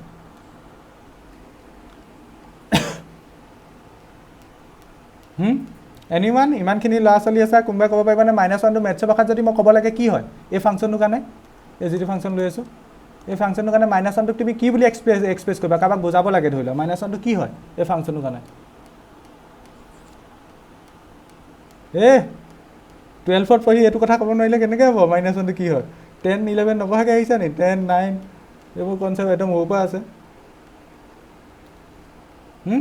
সংগীতা কি হয় এইটো -1 0 হ'ব নি 0 এই বহুপদটো 0 এই বহুপদটো 0 নহয় নি x + 1 বহুপদটো 0 নহয় নি -1 হয়নে নহয় বাকী অকল ঠিক তেনেকৈ ইয়াত চোৱা ইয়াত x² - 1 x² - 1ৰ এইকেইটা -1 আৰু 1টো কি হয় x² - 1 আৰু -1 আৰু 1টো কি হয় এইটা 0 নহয় নি হয়নে 0 বা 0 হয়নে যাক অসমীয়াত 0 বুলি কওঁ 0 তেন্তে মানে QX মেথমেটিকেলি যদি আমি কওঁ QX 0 QX 0 মেথমেটিকেলি আমি ক'ব গ'লে QX 0 তেন্তে আমি যদি ডোমেইনটো ডিফাইন কৰিবলগীয়া হয় এতিয়া ৰেচনেল ফাংচনৰ ক্ষেত্ৰত কৈ দিয়া কোনোবাই কৈ দিয়া ইমানখিনি বুজালোঁ যেতিয়া ডোমেইনটো কৈ দিয়া তোমালোকে কি হ'ব ডোমেইনটো কি হ'ব তেন্তে ডোমেইনটো কি হ'ব r - zeros of QX zeros of কি হ'ব QX যিকেইটা 0 হ'ব QX মানে তলৰ যিটো বহুপদ হ'ব তলৰ বহুপদটো যিকেইটা 0 হ'ব মানে বেছিকেলি যেতিয়া মই fx =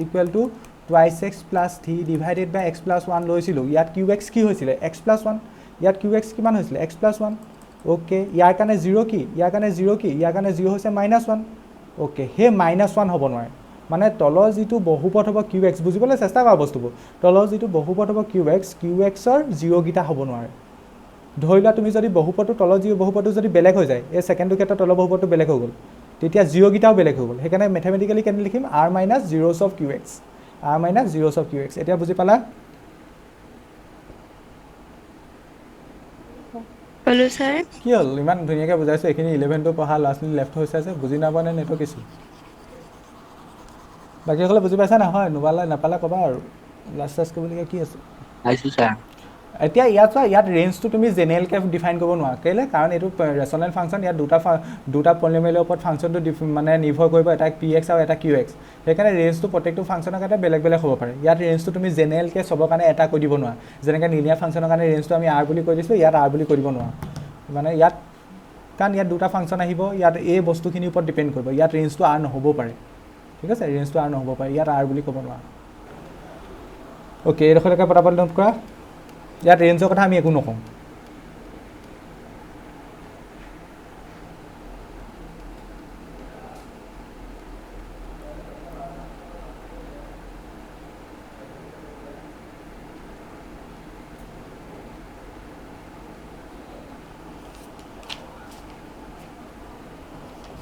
বুজি পালে চেষ্টা কৰিবা এইখিনি অকণমান হাই লেভেলত গৈছে এইখিনি অভিয়াছলি চেপ্টাৰটোৱে তেনেকুৱা তোমালোকে হ'লেও মই ধুনীয়াই একদম লাহে লাহেকৈ এক্সপ্লেইন কৰিব চেষ্টা কৰিছোঁ বুজি নাপালে ক'বা মোক কপাৰেট কৰিবা বাকীটোতো কি ক'ম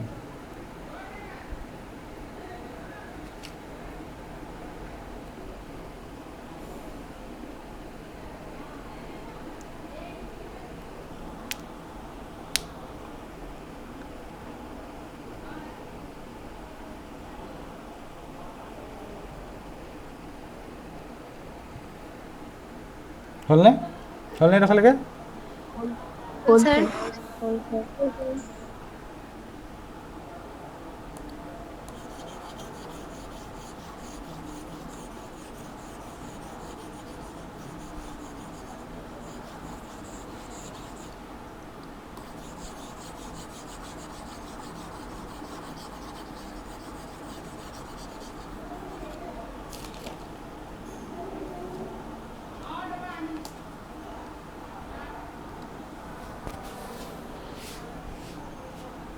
নেক্সটটো 5 নম্বৰ হ'ব চাগে হয় না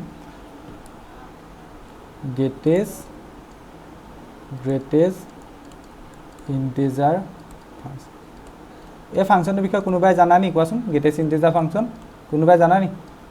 ক'ৰবাত পাইছা টাৰ্মটো নাপাব বুলি নক'বা নাপাব বুলি ক'লেতো মাহে খাবা কোনোবাই জানা নি মনত আছে নি গ্ৰেটেষ্ট ইণ্টিজাৰ ফাংচন কি আছিলে নাই এইটো পোৱা নাই নাপোৱা ঋষিকেশ 7ত পাইছোঁ ঋষিকেশ নাপোৱা ন পাইছোঁ কোনে কৈছা ঋষিকেশে কৈছা পোৱা নাই বুলি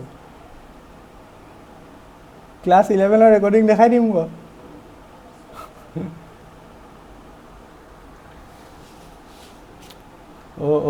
এতিয়া a function f x equal to greatest integer চিম্বলটো হৈছে এইটো এক্স আৰু বাকচ বনাই দিয়ে মানে এনেকৈ box comma x belongs to R where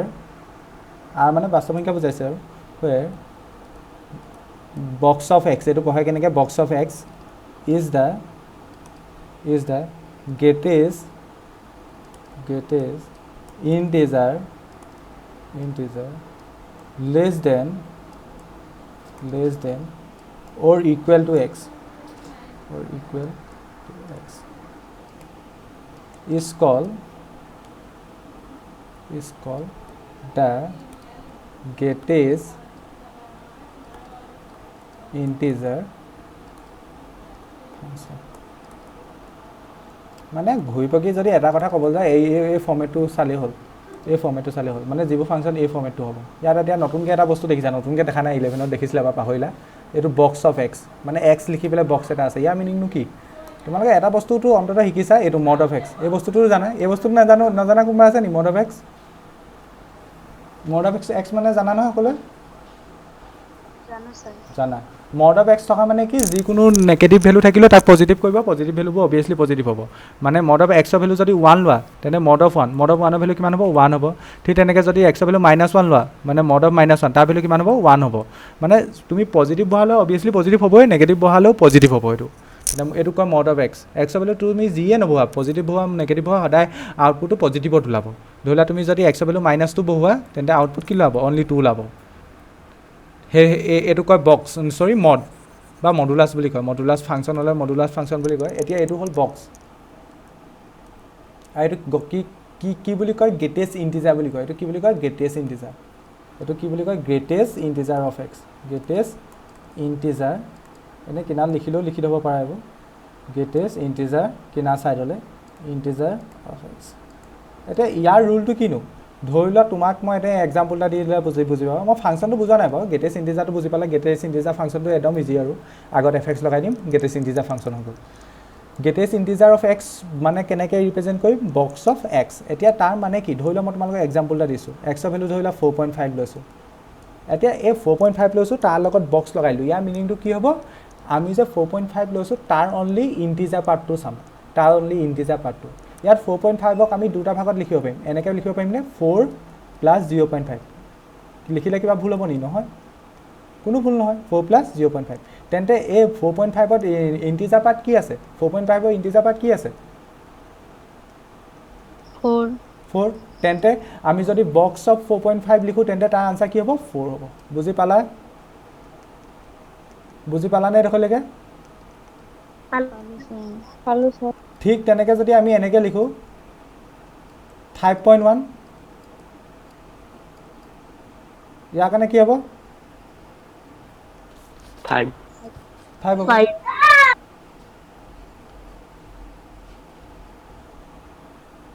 কেলে কাৰণ আমি 5.1ক কেনেকৈ লিখিব পাৰিম 5 + 0.1 আৰু তাত গ্ৰেটেষ্ট ইণ্টিজাৰ কি আছে সেইটো চাব লাগে গ্ৰেটেষ্ট ইণ্টিজাৰ মানে ইণ্টিজাৰ পাৰ্টটো চাব লাগে ইণ্টিজাৰ পাৰ্ট 5 আছে ঠিক তেনেকৈ যদি আমি লিখোঁ এনেকৈ লিখোঁ 9.9 বক্স অফ 9.9 ইয়াৰ আনচাৰ কিমান হ'ব এইখিনি ছাইডত তোমালোকে লিখোঁ বুলি ক'লে লিখি ল'ব পাৰা মই ফাংচনৰ বাহিৰে এইখিনি শিকাই আছোঁ কিমান হ'ব এইটো 9 হ'ব কেলৈ কাৰণ আমি 9ক কেনেকৈ লিখিব পাৰিম 9.0.9 অ'কে এইটো ভাবি চিন্তি ক'বা হা ভাবি চিন্তি ক'বা -0.5 -0.5 নিদিব সেইটো 0 হ'ব সেইটো 0 হ'ব -2.5 লোৱা ইয়াৰ আনচাৰ কি হ'ব ভাবি চিন্তি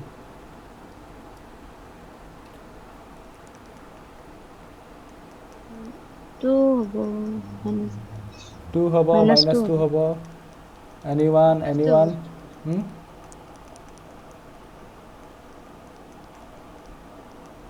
ভাবা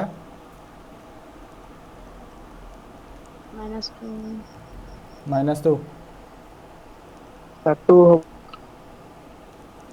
এটা কথা চোৱা যেতিয়া আমি এই পাৰ্টবোৰ এক্সপ্ৰেছ কৰিম মানে ইণ্টিজাৰ আৰু দশমিক এনেকৈ পাৰ্টবোৰ যে এক্সপ্ৰেছ কৰিছোঁ 4.5 কেনেকৈ এক্সপ্ৰেছ কৰিছোঁ 4 + 0.5 5.1 কেনেকৈ এক্সপ্ৰেছ কৰিছোঁ 5 + 0.1 ঠিক তেনেকৈ 9.9ক যেতিয়া এক্সপ্ৰেছ কৰিম কেনেকৈ এক্সপ্ৰেছ কৰিম 9 + 0.9 পাৰ্টবোৰ এক্সপ্ৰেছ কৰোঁতে মাজত সদায় প্লাছ চিনডাল ইউজ কৰিছোঁ মাজত সদায় কি চিনডাল ইউজ কৰিছোঁ প্লাছ চিনডাল মই তোমালোকক এই হিণ্টটো দিয়ে দিলোঁ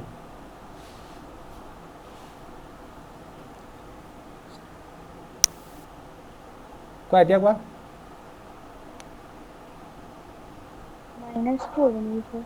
ভালকৈ ভাবা -3 -3 -2 হ'ব ভালকৈ ভাবা মই কি কৈ আছোঁ পাৰ্টবোৰ যেতিয়া ভাগ কৰিম ভাগ কৰোঁতে মাজত প্লাছ চিন দিম তুমি চোৱা 4.5 পাব লাগে 4.5 পাবলৈ মই পাৰ্টখিনি কেনেকৈ লিখিছোঁ 4 + 0.5 ঠিক তেনেকৈ 5.1 পাবলৈ কেনেকৈ লিখিছোঁ পাৰ্টটো 5 + 0.1 ঠিক তেনেকৈ 9.9 পাবলৈ পাৰ্টটো কেনেকৈ লিখিছোঁ 9 + 0.9 চবতে মাজত প্লাছ চিনডাল দিছোঁ তেন্তে ইয়াতো প্লাছ চিনেই হ'ব মাজত প্লাছ চিন দি মানে ডেচিমেল পাৰ্টটো কি আছে 0.5 আছে 0.5 আছে কিন্তু আনচাৰটো তুমি কি পাব লাগিব -2.5 পাব লাগিব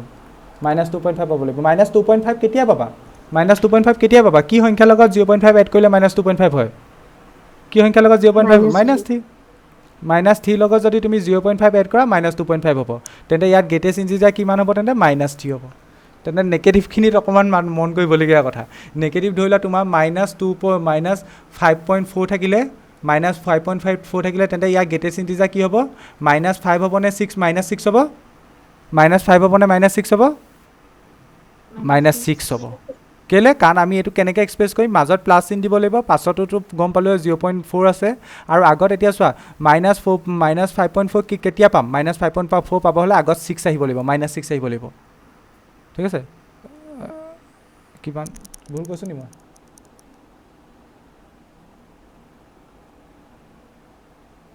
এক মিনিট ৰ'বা দেই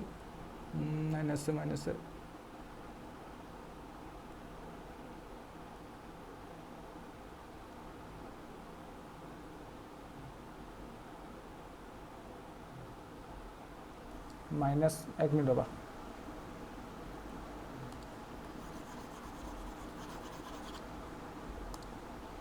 -5.4 লৈছিলোঁ -5.4 ল'লে মই এইটো কাটা মাজত লাইক কৰিব এক মিনিট -5.4 ল'লে -5 -6 প্লাছ 0.6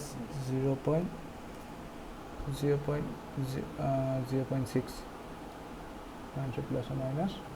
অ'কে ঠিক আছে -6 প্লাছ 0.6 হ'ব মানে মাজত প্লাছ চিন আহিব যিহেতু এই গেটেজ ইণ্টিজাৰ 6 হ'ব মইতো গ্ৰাফত বেছি ধুনীয়াকৈ বুজাম জাষ্ট এতিয়ালৈকে এইডোখৰ বুজি লোৱাচোন গ্ৰাফডাল বুজি পালে সকলোৱে এইখিনি ক্লিয়াৰ হৈ যাব আগে এইখিনি লিখিলেও লিখা নিলিখিলেও নাই মই গ্ৰাফডাল বুজালে বুজি পাই যাবা এইখিনি নিলিখিলেও নাই গ্ৰাফডাল বুজালে বুজি পাই যাবা কাৰোবাৰ যদি প্ৰব্লেম হৈছে গ্ৰাফডাল বুজালে বুজি পাই যাবা আগে এইডোখৰলৈকে চাই লোৱা তেন্তে গেটেজ ইণ্টিজাৰ বুলি ক'লে তেন্তে অন্তি গেটেজ পাৰ্টটো চাম ইণ্টিজাৰ পাৰ্টটো চাম সেইটো মনত ৰাখা আৰু গেটেজ ইণ্টিজাৰ কেনেকৈ ৰিপ্ৰেজেণ্ট কৰিম গেটেজ ইণ্টিজাৰ ৰিপ্ৰেজেণ্ট কৰিব হ'লে বক্স লিখি দিম এক্স লিখি পেলাই বক্স লিখিম আৰু যেতিয়া ফাংচন বুলি ক'ম আগত এফএক্স আহিব যেতিয়া ফাংচন বুলি ক'ম আগত এফএক্স আহিব এতিয়া আগে ইয়াত গ্ৰাফডাল চাই লোৱা গ্ৰাফডাল চালে গোটেই কথাখিনি ক্লিয়াৰ হৈ যাব গ্ৰাফডাল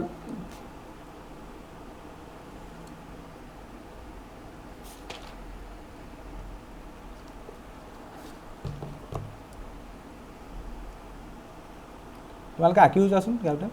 নহ'লে টাইম বেছি লাগিব এইটো 1 এইটো সাপোজ 2 এইটো সাপোজ 3 এইটো সাপোজ 4 এইটো সাপোজ 5 এইটো সাপোজ 6 এইটো সাপোজ -1 এইটো সাপোজ -2 এইটো সাপোজ -3 এইটো সাপোজ -4 মোৰ বেছি অকা নাই আৰু এইটো সাপোজ 1 এইটো সাপোজ 2 এইটো সাপোজ 3 গ্ৰাফত চাবলৈ বেছি ইজি মানে গেটেজ ইণ্টিজাৰ এইটো y এইটো x ওহো ইমান কম হচ্ছে এইটো -1 এইটো -2 এটা গেটেজ ইণ্টিজাৰ গ্ৰাফডাল সদায় মনত ৰাখিবা গেটেজ ইণ্টিজাৰ গ্ৰাফডাল এইটো 0 পৰা প্ৰথম এনেকৈ ইয়ালৈকে আহিব ইয়াত আকৌ খোলা মই বুজাই আছোঁ নেক্সট ইয়াৰ পৰা ষ্টাৰ্ট হ'ব ইয়াৰ পৰা গোল ইয়াৰ পৰা গৈ 1ত 2ত গৈ এইটো খোলা ঠিক তেনেকৈ এতিয়া 2 ওপৰৰ পৰা ষ্টাৰ্ট হ'ব এই 2 ওপৰৰ পৰা ইয়াৰ পৰা ষ্টাৰ্ট হ'ব ইয়াত গোল গৈ 3ত গৈ এইটো খোলা ভালকৈ চাই যোৱা বস্তুখিনি কেনেকৈ হৈছে ঠিক তেনেকৈ তেন্তে ইয়াৰ ওপৰৰ পাৰ্টটোৰ পৰা ষ্টাৰ্ট হ'ব ইয়াৰ ওপৰত কিমান আছে 3 পৰা ষ্টাৰ্ট হ'ব 3 পৰা ষ্টাৰ্ট হৈ গৈ পেলাই 4ত গৈ পেলাই খোলা ঠিক তেনেকৈ ইয়াত নেক্সট পাৰ্টটো যদি মই বুজাবলৈ যাওঁ ইয়াত -1ৰ পৰা ষ্টাৰ্ট হ'ব আৰু 1ত গৈ খোলা ঠিক তেনেকৈ ইয়াত যদি মই বুজাবলৈ যাওঁ -2 পৰা ষ্টাৰ্ট হ'ব আৰু -1ত গৈ খোলা ঠিক তেনেকৈ তললৈ গৈ থাকে আৰু -3 পৰা ষ্টাৰ্ট হ'ব 3ত গৈ খোলা সেইখিনি নকওঁ এতিয়া জাষ্ট লজিকটো বুজিবলৈ চেষ্টা কৰা এইখিনি ইমান নালাগে তোমালোকক লজিকটো বুজিবলৈ চেষ্টা কৰা এইটো 5ত গৈ খোলা এতিয়া চোৱা ভালকৈ চাবা ভালকৈ চাবা নিলিখিবা কোনো আগে চাই লোৱা বস্তুটো কি হৈ আছে খেলখন মই অলপ অথনিৰ পৰা কৈ আছোঁ এক্সৰ ভেলু যদি বুজাব লাগে আমি ইনপুটৰ কাৰণে এক্স এক্সিছডালৰ কথা ভাবিম আৰু আউটপুটৰ কাৰণে ৱাই এক্সিছডালৰ কথা ভাবিম এতিয়া চোৱা এইটো হ'ল 0 এইটো হ'ল 1 এতিয়া 0 আৰু 1ৰ মাজত যিকোনো ভেলু ল'লে গেটেজ ইণ্টিজাৰ পাৰ্টটো তাৰ 0 হ'ব 0 1ৰ যিকোনো ভেলু ল'লে 0 আৰু 1ৰ মাজত যিকোনো ভেলু ল'লে 0.5 লোৱা 0.6 লোৱা 0.7 লোৱা 0.9 লোৱা যি নোলোৱা তাৰ গেটেজ ইণ্টিজাৰ পাৰ্টটো বাকচ লগাই দিলে তাৰ আনচাৰটো কি হ'ব 0 হ'ব সেইটো এই গ্ৰাফডালে এই পাৰ্টটোৱে বুজাইছে মানে 0টো হ'লেও কি হ'ব 0টো হ'লেও যদি 0 যদি গেটেজ ইণ্টিজাৰ পাৰ্ট উলিয়াব লাগে কি হ'ব 0 হ'ব মানে সেইকাৰণে 0টো হ'লে 0 হ'ব সেইকাৰণে ইয়াত গোল কৰি দিছে 0টো হ'লে 0 হ'ব মানে 0টোত গোল কৰি দিছে ৰাউণ্ড কৰি দিছে তাৰ মিনিংটো কি 0টো ইনক্লুড হৈছে যদি গেটেজ ইণ্টিজাৰ 0 বুজাব লাগে তাৰ আনচাৰটো কি হ'ব 0 হ'ব ঠিক আছে ঠিক তেনেকৈ এতিয়া এই নেক্সট পাৰ্টটো চোৱা তুমি যদি 1ৰ পৰা 2 ভিতৰত কিবা এটা ইনপুট দিয়া 1ৰ পৰা 2 ভিতৰত কিবা এটা ইনপুট দিয়া লাগিলে ধৰি লোৱা তুমি 1.1 দিয়া লাগিলে 1.2 দিয়া লাগিলে 1.3 দিয়া তাৰ আনসাৰটো কি হ'ব তাৰ আনসাৰটো এই আউটপুট এইটো চোৱা আউটপুট কি আছে 1 আছে তাৰ আনসাৰটো কি হ'ব 1 আৰু 2 পৰা যি নিদিয়া লাগিলে তাৰ আউটপুট কি ওলাইছে এইটো এই পাৰ্টটো কাৰ লগত মিলিছে 1 ৰ লগত মিলিছে তেন্তে তুমি ইয়াৰ পৰা যদি 1.5 টো দিয়া আউটপুট কিমান ল'ব 1 ল'ব ঠিক তেনেকৈ যদি তুমি 1.9 দিয়া আউটপুট কিমান ল'ব 1 ল'ব ঠিক তেনেকৈ যদি 1.4 দিয়া 1.4 এইটো আছে আউটপুট কিমান ল'ব আউটপুটৰ কাৰণে y axis চাম 1 ল'ব ঠিক তেনেকৈ যদি 1.8 দিয়া এইটো থাকিব ধৰিলা আউটপুট কিমান ল'ব 1 ল'ব সেইকাৰণে 1 আৰু 2 কাৰণে পাৰ্ট হৈছে এইটো 1 আৰু 2 কাৰণে এইডোখৰ বুজাইছে এতিয়া ইয়াত গোল দিয়া আছে তাৰ মিনিংটো কি যদি তুমি গ্ৰেটেষ্ট ইন্টিজাৰ তুমি যদি 1 লিখা 1 ৰ গ্ৰেটেষ্ট ইন্টিজাৰ কি 1 ৰ গ্ৰেটেষ্ট ইন্টিজাৰ 1 এ সেইকাৰণে ইয়াত গোল দিয়া আছে মানে যেতিয়া 1 হ'ব x ৰ ভ্যালু 1 হ'ব তেন্তে আনসাৰটো কি হ'ব 1 এ হ'ব সেইকাৰণে ইয়াত গোল দিয়া আছে যদি x ৰ ভ্যালু যদি 1.2 হয় আনসাৰটো কিমান হ'ব 1 এ হ'ব x ৰ ভ্যালু যদি 1.3 হয় আনসাৰটো কিমান হ'ব গ্ৰেটেষ্ট ইন্টিজাৰটো 1 এ হ'ব বুজি পাইছা এই পাৰ্টলৈকে বুজি পাইছানে এই পাৰ্টলৈকে বুজি পাইছানে পাইছো স্যাৰ বাকীসকলে এইখিনি গ্ৰাফখিনি কোৱা স্যাৰ এই জিৰ'টো যে ইনক্লুড যে কৰাৰ কথাটো আকৌ এবাৰ বুজাই দিয়ক জিৰ'টো মানে ধৰি লোৱা তুমি যদি গ্ৰেটেষ্ট ইন্টিজাৰ অফ 0 ক'ব লাগে গ্ৰেটেষ্ট ইন্টিজাৰ অফ 0 মানে কি 0 হ'ব মানে ধৰি লোৱা তুমি ইনপুটটো যদি 0 দিয়া আউটপুটটো 0 ওলাব সেইকাৰণে 0টো আমি ইনক্লুড কৰিছোঁ কিবা এটা বস্তু ইনক্লুড কৰিলে আমি এনেকৈ গোল দিওঁ আৰু ইনক্লুড নকৰিলে এনেকৈ খোলাই আৰু সেইটো ফাৰ্ষ্টে শিকিছিলোঁ তোমালোকৰ ফাৰ্ষ্টে কনচেপ্টখিনি খেলিমেলিৰ কাৰণে তোমালোকৰ খেলিমেলি লাগি আছে তোমালোকে যাৰ খেলিমেলি লাগিছে তোমালোকৰ প্লে'লিষ্টত বা এপত যিখিনি আমি মানে ভিডিঅ' দি থৈছোঁ তাত ফাৰ্ষ্টেও আছে এনেই ফ্ৰীতে চাব পাৰিবা ফাৰ্ষ্ট ইয়েৰ ছেকেণ্ড চেপ্টাৰটোত গৈ এই ছেকেণ্ড চেপ্টাৰ ভিডিঅ' অলপ চলপ চাবাচোন এইবোৰ বস্তু মই গ্ৰেটেষ্ট ইন্টিজাৰ বহুত ভালকৈ শিকাইছোঁ ফাৰ্ষ্ট ইয়েৰ এইবোৰ কথা এতিয়া ইমান এক্সপ্লেইন কৰিবলৈ দিগদাৰ হয় তোমালোকৰ আগৰ বস্তুবোৰ পঢ়ি অহা সেইকাৰণে দিগদাৰ হয় এতিয়া চোৱা x ৰ ভ্যালু যদি তুমি 2 আৰু 3 মাজত লোৱা x ৰ ভ্যালু যদি 2 আৰু 3 মাজত মানে 2.5 ল'লে x y ভ্যালু কিমান ল'ব 2 ওলাব যদি x ৰ ভ্যালু যদি 2.9 লোৱা এই ওপৰে গৈ থকা y ভ্যালু কিমান ল'ব 2 ওলাব x ৰ ভ্যালু যদি 2.2 লোৱা y ভ্যালু কিমান ল'ব 2 ওলাব মানে 2.3 মাজত যিকোনো পাৰ্ট হ'লে y ভ্যালু কিমান ওলাব 2 ওলাব সেইকাৰণে এই চিনডালে সেই কথাখিনি বুজাইছে আৰু ইয়াত গোল দিয়া আছে মানে x ৰ ভ্যালু যদি তুমি 2 লোৱা মানে গ্ৰেটেষ্ট ইন্টিজাৰ অফ 2 কিমান হ'ব 2 এ হ'ব x ৰ ভ্যালু যদি তুমি 2 লোৱা y ভ্যালু কিমান হ'ব 2 এ হ'ব এইডোখৰলৈকে বুজি পালা নাই বাকীখিনি তেনেকৈ কণ্টিনিউ হৈছে এইডোখৰলৈ বুজি পালানে ঠিক তেনেকৈ তললৈও যাব ঠিক তেনেকৈ তললৈও যাব মই যে অথনি বুজাইছিলোঁ x ৰ ভ্যালু যদি তুমি -1 আৰু 0 মাজৰ এটা ভ্যালু লোৱা -1 আৰু 0 মাজত ধৰি লোৱা -0.5 লৈছা কাৰণ -1 আৰু 0 ভিতৰত কি থাকে -0.5 থাকে আৰু সেইটো পাব হ'লে আমি y এক্সিছত চাম y এক্সিছত এই পাৰ্টটো কাৰ লগত মিলিছে -1 লগত তাৰ গ্ৰেটেষ্ট পাৰ্ট কি হ'ব -1 হ'ব ঠিক তেনেকৈ মই অথনি এটা কৈছিলোঁ চাগে -2.5 বা -1.5 টো কাৰ মাজত থাকিব সেইটো চোৱা প্ৰথম -1 আৰু -2 মাজত থাকিব -1 আৰু -2 তাৰপৰা গ্ৰাফডাল তললৈ চোৱা গ্ৰাফডাল এটা তললৈ চালে এই পাৰ্টটো কাৰ লগত মিলিছে -2 লগত তেন্তে -1.5 কাৰণে গ্ৰেটেষ্ট ইন্টিজাৰ পাৰ্ট কিমান হ'ব -2 হ'ব ঠিক আছে -1 কাৰণে 1.5 কাৰণে গ্ৰেটেষ্ট ইন্টিজাৰ পাৰ্টটো কি হ'ব -2 হ'ব বুজি পালানে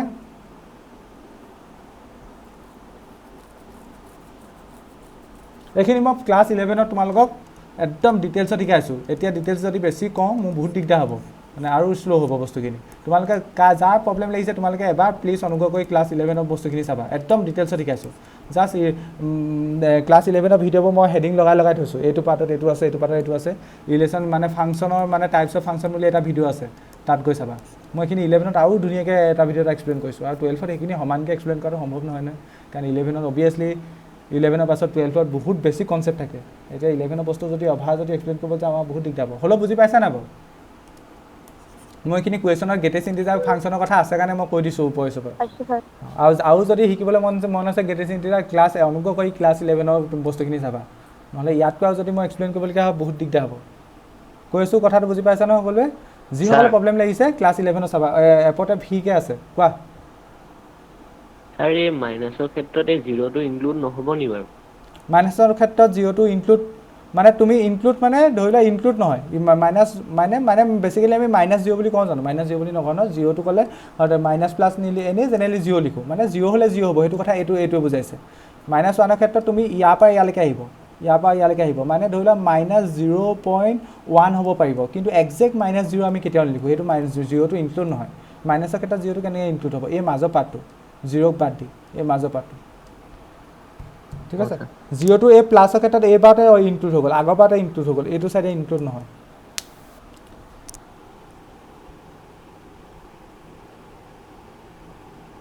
ঠিক আছে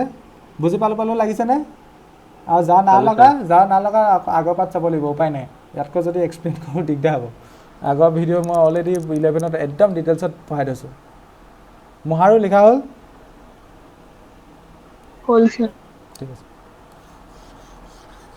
ক'ত আছে বুলি ক'লোঁ second chapter relation and function class 11ৰ ছেকেণ্ড চেপ্টাৰটোৰ নাম আছিলে ভিডিঅ' নম্বৰ 5-6 তেনেকুৱা কিবা হ'ব হেডিং লগোৱা আছে টাইপছ অফ ফাংচন নে কিবা বুলি এই পাৰ্টখিনি চাই ল'লেও হ'ব অন্ততঃ তাত একদম বেছিকৈ পৰা আৰম্ভ কৰিছোঁ এতিয়া যদি আকৌ সিমানটো বেছিকৈ আৰম্ভ কৰোঁ বহুত দিগদাৰ হ'ব নেক্সট এবাৰ কেই নম্বৰ হ'ব জানো 6 নম্বৰ মডুলাছ ফাংচন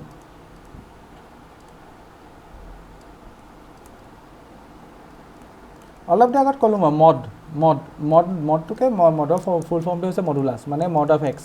ইয়াৰ মিনিংটো কি তুমি এক্সৰ ভেলু যিয়ে নিদিয়া পজিটিভ নিদিয়া নেগেটিভ দিয়া সদায় আউটপুটটো কি ওলাব পজিটিভ ওলাব আউটপুটটো সদায় পজিটিভ ধৰি লোৱা তুমি এক্সৰ ভেলু যদি -1ও দিয়া আউটপুট কি হ'ব মড অফ -1 কিমান হ'ব 1 হ'ব মানে আউটপুট যিটো ওলাব সেইটো সদায় পজিটিভ হ'ব তেন্তে তাক যদি আমি ফাংচনৰ ভাষা যদি এক্সপ্ৰেছ কৰোঁ সেইটোকে ক'ব মডুলাছ ফাংচন ঠিক আছে এ function fx equal to mod of x x belongs to x বোৰ ক'ৰ পৰা আহিব r পৰা x belongs to r is called modulus function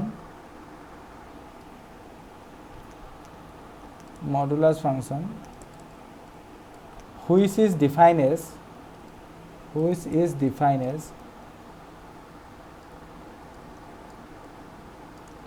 fx equal to এতিয়া চোৱা মডুলাছ ফাংচনটো ডিফাইন কৰাৰ আগতে ইয়াৰ কাৰণে গ্ৰাফডাল চাই লোৱা মডুলাছ ফাংচনটো ডিফাইন কৰা কেনেকৈ ডিফাইন হৈছে সেইটো বুজি পাই যাবা এটা কথা মনত ৰাখি লোৱা মডুলাছ ফাংচন মানে কি যিয়ে ইনপুট নিদিওঁ আউটপুটটো পজিটিভ ওলাব মানে -1 দিলেও ইনপুট আউটপুটটো +1 হৈ ওলাব -2 দিলেও প্লাছ হৈ ওলাব মানে পজিটিভ হ'লেতো আউটপুট পজিটিভেই হ'ব অবভিয়াছলি নেগেটিভ হ'লেও আউটপুটটো পজিটিভ কৰি দিব নেগেটিভ হ'লেও আউটপুটটো কি হৈ যাব বুলি কৈছোঁ মই পজিটিভ হৈ যাব মানে গ্ৰাফডাল বুজিবলৈ চেষ্টা কৰা গ্ৰাফডাল বুজি পালে তোমালোকে ধুনীয়াকৈ কথাখিনি গম পাবা এতিয়া ধৰি লোৱা গ্ৰাফ বুলি কোৱাৰ লগে লগে সদায় দুডাল এক্সিছ আঁকিম এইডাল এক্স এক্সিছ অকণমান মোহাৰি দিছোঁ কাৰণ মোৰ ইয়াত ছিষ্টেম এটা আছে এইডাল এক্স এক্সিছ বা ধুনীয়া হৈ গ'ল এইডাল ৱাই এক্সিছ একদম পোন হৈ গৈছে আকৌ আঁকিম এইডাল এক্স মজা এইডাল ৱাই মজা ঠিক আছে এইডাল এক্স ডেছ এইটো এক্স এইটো এক্স হা এইটো ৱাই ডেছ এইটো চি এতিয়া ইয়াত দুটাই পচিবিলিটি হ'ব পাৰে ইনপুটখিনি হয়তো পজিটিভ হ'ব ইনপুটখিনি হয়তো নেগেটিভ হ'ব ইনপুটখিনি মানে ডমেইনখিনি হয়তো এইটো ছাইডে হ'ব নহয়তো কোনটো ছাইডে হ'ব নহয়তো এইটো ছাইডে হ'ব এতিয়া ইনপুটখিনি এইটো ছাইডৰ হ'লেও আউটপুট মানে ৰেঞ্জ মানে ৱাই ক্ষেত্ৰত চাম ৱাইটো কি হ'ব পজিটিভ হ'ব আৰু ইনপুটটো যদি নেগেটিভৰ ছাইডৰ হয় মানে ৰেঞ্জটো ডমেইনটো যদি নেগেটিভৰ ছাইডৰ হয় ৰেঞ্জটো কি হ'ব পজিটিভ হ'ব মানে গ্ৰাফডাল সদায় ইয়াত ওপৰলৈ যাব তললৈ কেতিয়াও নাহে ইয়াত যিডাল গ্ৰাফ আঁকিম সদায় ওপৰলৈ যাব মানে ইনপুটটো যদি তুমি পজিটিভ দিয়া তেতিয়া যিবোৰ ৱাই ভেলু ওলাব ৱাই ভেলুটো ওপৰৰ ফালে ওলাব পজিটিভৰ ফালে ওলাব আৰু যদি ইনপুটটো যদি তুমি নেগেটিভ দিয়া ৱাই ভেলুটো কি ওলাব পজিটিভে ওলাব এতিয়া ইয়াত ফাংচনটো অকণমান ভালকৈ চোৱাচোন ইয়াত যিটো ফাংচনটো ডিফাইন কৰিছে ফাংচনটো কেনে ডিফাইন কৰিছে fx ইকুৱেল টু এইটো লিখিব নালাগে fx equal to mod of x এতিয়া মড চিনডাল নাই বুলি ভাবাচোন fx ইকুৱেল টু এক্স এতিয়া এই গ্ৰাফডাল আমি আঁকিব জানো fx ইকুৱেল টু এক্স গ্ৰাফডাল কেনেকুৱা আছিলে কোনোবাই এথনি কৈছিলা ন fx ইকুৱেল টু এক্স গ্ৰাফডাল কেনেকুৱা আছিলে মূলবিন্দুৰ মাজে যোৱা এডাল হ'ল লেখা ওকে এতিয়া এই পাৰ্টটোৰ কাৰণে চোৱা পজিটিভ পাৰ্টটোৰ কাৰণে গ্ৰাফডাল হ'ব এনেকুৱা fx ইকুৱেল টু এক্স এইটো পজিটিভ পাৰ্টটোৰ কাৰণে হ'ব কেলৈ কাৰণ চোৱা তুমি পজিটিভৰ যি ভেলু নিদিয়া আউটপুটটো সদায় পজিটিভ ওলাব চোৱা এই গ্ৰাফডালৰ মতে যদি এইটো পইণ্ট দিয়া আউটপুটটো কোনটো আউটপুট হ'ব এইটো পজিটিভ ঠিক তেনেকৈ এইটো পইণ্ট দিলে আউটপুটটো কোনটো হ'ব এইটো হ'ব পজিটিভ যদি তুমি এইটো পইণ্ট দিয়া আউটপুট কোনটো হ'ব এইটো এই গোল কৰিছোঁ যে সেইটো পজিটিভ ঠিক তেনেকৈ এইটো দিলে আউটপুট কোনটো হ'ব এইটো হ'ব পজিটিভ মানে ইনপুট যিয়ে নিদিয়া আউটপুটটো পজিটিভ ওলাব গম পালোঁ ঠিক তেনেকৈ যদি তুমি এক্সৰ জেগাত তুমি যদি মাইনাছ এক্স আছে বুলি ধৰি লোৱা, এক্সৰ জেগাত যদি তুমি মাইনাছ এক্স আছে বুলি ধৰি লোৱা, মানে ইনপুট যদি তুমি মাইনাছৰ ফালে দিয়া, এক্সৰ জেগাত মাইনাছ এক্স আছে বুলি ধৰা মানে কি, ইনপুট যদি মাইনাছ এক্স দিয়া, তেন্তে গ্ৰাফডালৰ নেচাৰটো এনেকুৱা ষ্ট্ৰেট লাইনে হ'ব, গ্ৰাফডালৰ নেচাৰটো ষ্ট্ৰেট লাইনে হ'ব, কাৰণ ফাংচনটো কেনেকুৱা টাইপৰ, F x equal to x টাইপৰ, ফাংচনটো কেনেকুৱা টাইপৰ, F x equal to x টাইপৰ, তেন্তে মূল বিন্দুৰ মাজে যোৱা এডাল সৰলৰেখা হ'ব, কিন্তু তলৰ ফালে আহিব নোৱাৰে, তলৰ ফালে আহিব নোৱাৰে, কেলৈ নোৱাৰে চোৱা, তলৰ ফালে আহিলে তাত যিবোৰ ৱাই ভেলু হ'ব, ৱাই ভেলুবোৰ তললৈ নেগেটিভলৈ যাবগৈ, ৱাই ভেলুবোৰ কি হ'ব, নেগেটিভ হৈ যাবগৈ। এটা কথা বুজিবলৈ চেষ্টা কৰা, যিহেতু ইয়াত F x equal to x আছে মত আছে বাৰু, এইটো বেলেগ কথা, F x equal to x আছে, তেন্তে গ্ৰাফডাল মূল বিন্দুৰ মাজে যোৱা এডাল সৰলৰেখাই হ'ব, পজিটিভ কাৰণে বুজি পালোঁ, পজিটিভ পাৰ্টটোৰ কাৰণে এই সৰলৰেখাডাল এনেকুৱা টাইপৰ হ'ব অবভিয়াছলি, কাৰণ তেতিয়াহে যি ভেলু নিদিয়া পজিটিভ ভেলু দিলে সেইমতে পজিটিভ ভেলু ওলাব। কিন্তু নেগেটিভৰ কাৰণে গ্ৰাফডাল তুমি এনেকৈ বুলি ক'ব পাৰিবা জানো, এইডালো মূল বিন্দুৰ মাজে যোৱা এডাল সৰলৰেখা হয়, এইডাল ক'ব পাৰিবা জানো, এইডাল ক'ব নোৱাৰা, কেলৈ, কাৰণ গ্ৰাফডাল এনেকুৱা হ'ব লাগিব, কেলৈ এনেকুৱা হ'ব লাগিব মই দেখাই দিছোঁ।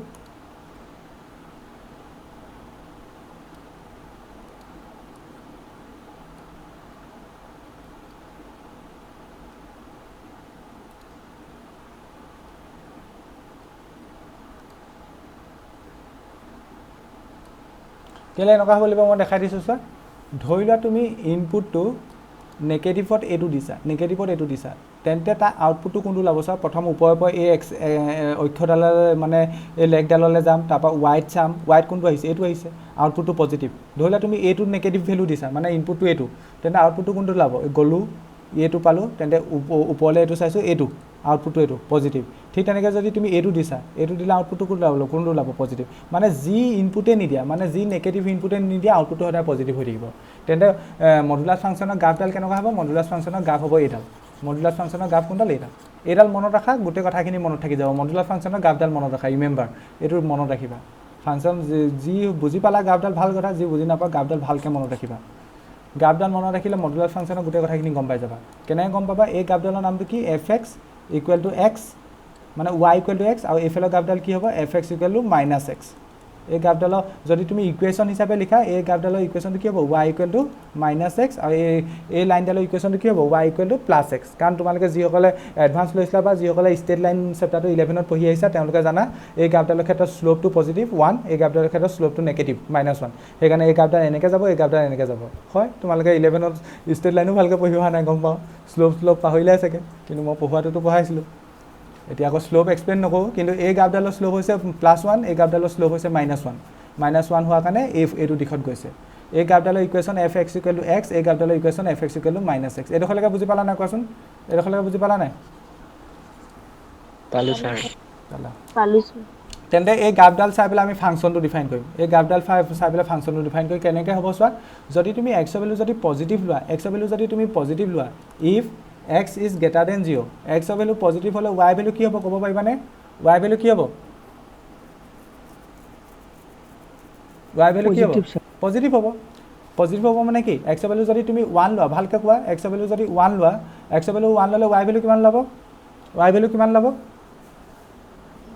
1 ল'ব। যদি এক্সৰ ভেলু 2 ল'লে ৱাই ভেলু 2, এক্সৰ ভেলু 3 ল'লে ৱাই ভেলু 3, মানে এক্সৰ ভেলু যিয়ে নোলোৱা পজিটিভ ভেলু ল'লে সেই এক্সটোৱে ওলাব, মানে এক্সৰ ভেলু কি ওলাব? এক্স ওলাব, এক্সৰ ভেলু এক্স ওলাব। মানে গ্ৰাফডালৰ এইটো চোৱা, গ্ৰাফডালৰ কি ওলাইছে, এইটো ৰেঞ্জ নহয় নেকি, কি ওলাইছে? এক্স ওলাইছে। এইটো ৰেঞ্জ বুলি নকওঁ জানো, ইনপুট তুমি পজিটিভ দিছা, এইটো এক্স গ্ৰেটাৰ দেন 0, মানে ইনপুটবোৰ পজিটিভ দিছা, ডোমেইনবোৰ পজিটিভ দিছা, সেইমতে আউটপুটটো কি ওলাইছে, ৰেঞ্জটো কি ওলাইছে? পজিটিভ ওলাইছে, এক্স ওলাইছে। ঠিক তেনেকৈ যদি এক্সটো যদি 0 হয়, এক্সটো যদি তুমি 0 হিচাপে ধৰা, এক্স 0 ওলালে আউটপুটটো 0 ওলাব, 0 হ'ব। এক্স 0 হ'লে আউটপুটটো 0 হ'ব। আৰু ইনপুটটো যদি তুমি নেগেটিভ লোৱা, এক্সৰ ভেলু যদি এইটো চাইডে লোৱা, নেগেটিভ লোৱা, আউটপুটটো কি ওলাব? কোনোবাই ক'ব পাৰিবানে? পজিটিভ ওলাব। কিন্তু কি বুলি লিখিম এতিয়া? পজিটিভ বুলি লিখোঁ ন, কি বুলি লিখিম? এক্সটো যদি -x হয়, মাইনাছৰ ফালে হয়, কি হ'ব তেতিয়া? যেতিয়া এক্সটো প্লাছৰ ফালে হৈছিলে তেতিয়া এক্স হৈছিলে, এক্সটো যেতিয়া মাইনাছৰ ফালে হ'ব তেতিয়া কি হ'ব? -x। অ'কে, এতিয়া মই তোমালোকক আকৌ এবাৰ এক্সপ্লেইন কৰিম, কথাখিনি সকলোৱে বুজিবলৈ চেষ্টা কৰা। প্ৰথম মই ফাণ্ডামেণ্টেলটো কি কৈছিলোঁ, ফাংচনটো ফাণ্ডামেণ্টেল কি কৈছিলোঁ, তুমি যিয়ে ইনপুট নিদিয়া সেই ইনপুটটো সদায় পজিটিভ হৈ যায়, যিয়ে ইনপুট নিদিয়া সেই ইনপুটটো কি হৈ যায়, সদায় পজিটিভ হৈ যায়। ইয়াত চোৱা তিনিটা কেছ পালোঁ। প্ৰথম কেছটোত কি পালোঁ? এক্স গ্ৰেটাৰ দেন 0, এক্স কি পাইছোঁ? Greater than 0, x greater than 0। মোক কোনোবাই এক্স গ্ৰেটাৰ দেন 0 কিছুমান ভেলু কোৱাচোন, 0তকৈ ডাঙৰ হোৱা এক্সৰ কিছুমান ভেলু কোৱাচোন। টু ধৰি লোৱা টু ল'লে এফ এক্সৰ ভেলু কিমান হ'ব 2 ল'লে এফ এক্সৰ ভেলু কিমান হ'ব 2 হ'ব 2 হ'ব কাৰণ এক্স গ্ৰেটাৰ দেন 0 হ'লে কি হয় এক্স এফ এক্সৰ ভেলু এক্স হয় মানে এফ এক্সৰ ভেলু কি হ'ব 2 হ'ব এক্স যদি 3 হয় মানে এফ এক্সৰ ভেলু কি হ'ব 3 হ'ব এক্স যদি 4 হয় এফ এক্সৰ ভেলু কি হ'ব 4 হ'ব মানে তুমি এক্সৰ ভেলু যেতিয়া পজিটিভ ল'বা আউটপুটটো পজিটিভ সেই ওলাব সেইটোৱে ওলাব তাত কোনো ধৰণৰ প্ৰব্লেম নাই এক্স গ্ৰেটাৰ দেন 0 হ'লে আউটপুটটো কি হ'ব এক্স হ'ব অ'কে সেইটো বুজি পালোঁ এতিয়া তোমালোকক মই লাষ্টত ওলাই আহা লাষ্টতো চোৱা তোমালোকে এক্স লেছ দেন 0 এতিয়া এক্স লেছ দেন 0 কাৰণে কিবা কিছুমান ভেলু কোৱাচোন এক্স লেছ দেন 0 কিবা কাৰণে কিবা এটা ভেলু কোৱা ধৰি লোৱা -1 এক্সৰ ভেলু কিমান লৈছা -1 এতিয়া এক্সৰ ভেলু -1 ল'লে এফ এক্স কিমান হ'ব ফৰ্মুলা মতে কি এক্স লেছ দেন 0 হ'লে এফ এক্স কিমান হয় -x হয় কিমান হয় -x আৰু এক্সৰ ভেলু কিমান লৈছা -1 লৈছা মাইনাছডাল এইডাল আগৰ পৰাই আছে আৰু এক্সৰ জেগাত কিমান লৈছা -1 লৈছা তেনে মাইনাছে মিলি পেলাই কিমান হৈ যাব 1 হৈ যাব এইটো পজিটিভ ভেলু দেখিলানে যেতিয়া তুমি এক্সৰ ভেলু মাইনাছ দিছিলা তুমি কিমান দিছিলা এক্সৰ জেগাত মাইনাছ দিছিলা তেতিয়া আউটপুটটো কিমান ল'লে প্লাছত ওলালে আকৌ এবাৰ বুজাইছোঁ চোৱা তোমালোকে ইয়াত কনফিউজনটো নকৰিবা মই থাৰ্ড কেছটো বুজাইছোঁ থাৰ্ড কেছটোত কি কৈছে এক্সৰ ভেলু যদি নেগেটিভ হয় আউটপুটটো কি হ'ব -x হ'ব মানে সেইটো বুজাই আছোঁ এক্সৰ ভেলু নেগেটিভ মানে ধৰি লোৱা তুমি -2 লৈছা -2 ল'লে তেন্তে কেছ কোনটো কনচিডাৰ কৰিব লাগিব থাৰ্ডটো কাৰণ এক্সৰ ভেলু এইটো নেগেটিভ হ'লে কি হ'ব F x equal to -x okay ইয়াত বহাই চোৱা এক্সৰ জেগাত তুমি যিহেতু নেগেটিভ লৈছা সেইকাৰণে এই থাৰ্ড কেছটো লৈছোঁ এতিয়া এক্সৰ জেগাত এই মাইনাছডাল আগৰ পৰাই আছে মাইনাছডাল এই ফৰ্মৰ মতে মাইনাছ আছে অ'কে এক্সৰ জেগাত তুমি কিমান বহাইছা -2 বহাই দিলোঁ মাইনাছে কিমান প্লাছ কিন্তু তুমি বহাইছিলা কি নেগেটিভ বহাইছিলা ওলালে কি পজিটিভ সেইকাৰণে এইবোৰ মডুলাছ ফাংচন বুলি কয় যিয়ে নবহোৱা লাগিলে আউটপুট পজিটিভ ওলায় বুজি পালানে আৰু ইয়াতকৈ ডিটেইলছত 11ত বুজাইছোঁ বুজি পালা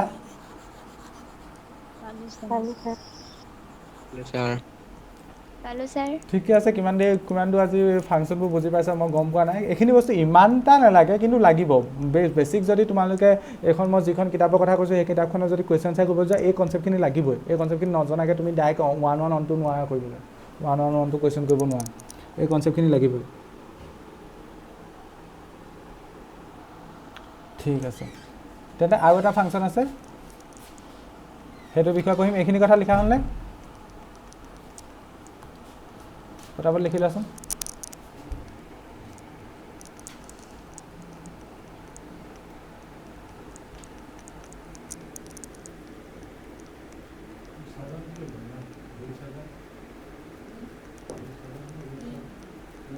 এইখিনি অকণমান ৰিভাইজ কৰিবা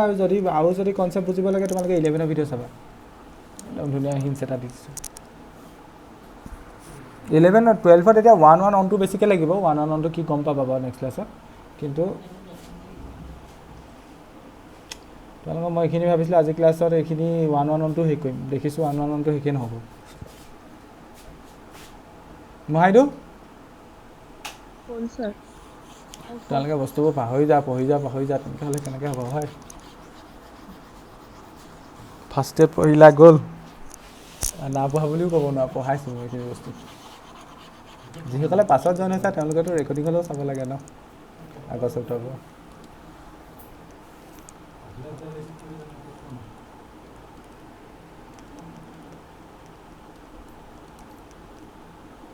নেক্সট লিখা সিগনাম ফাংচনে কেনেকৈ ডিনোট কৰে f x equal to signum of x এইটো ফাংচন ইমান দৰকাৰ নহয় হ'লেও মই দেখাই দিছোঁ ইয়াৰ গ্ৰাফডাল বুজি লোৱা বাকীবোৰ একদম ইজি হ'ব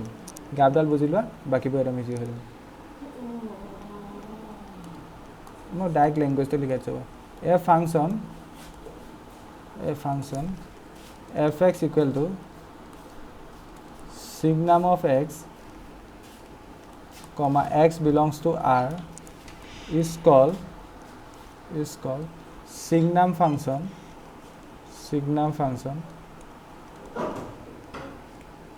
which is defined as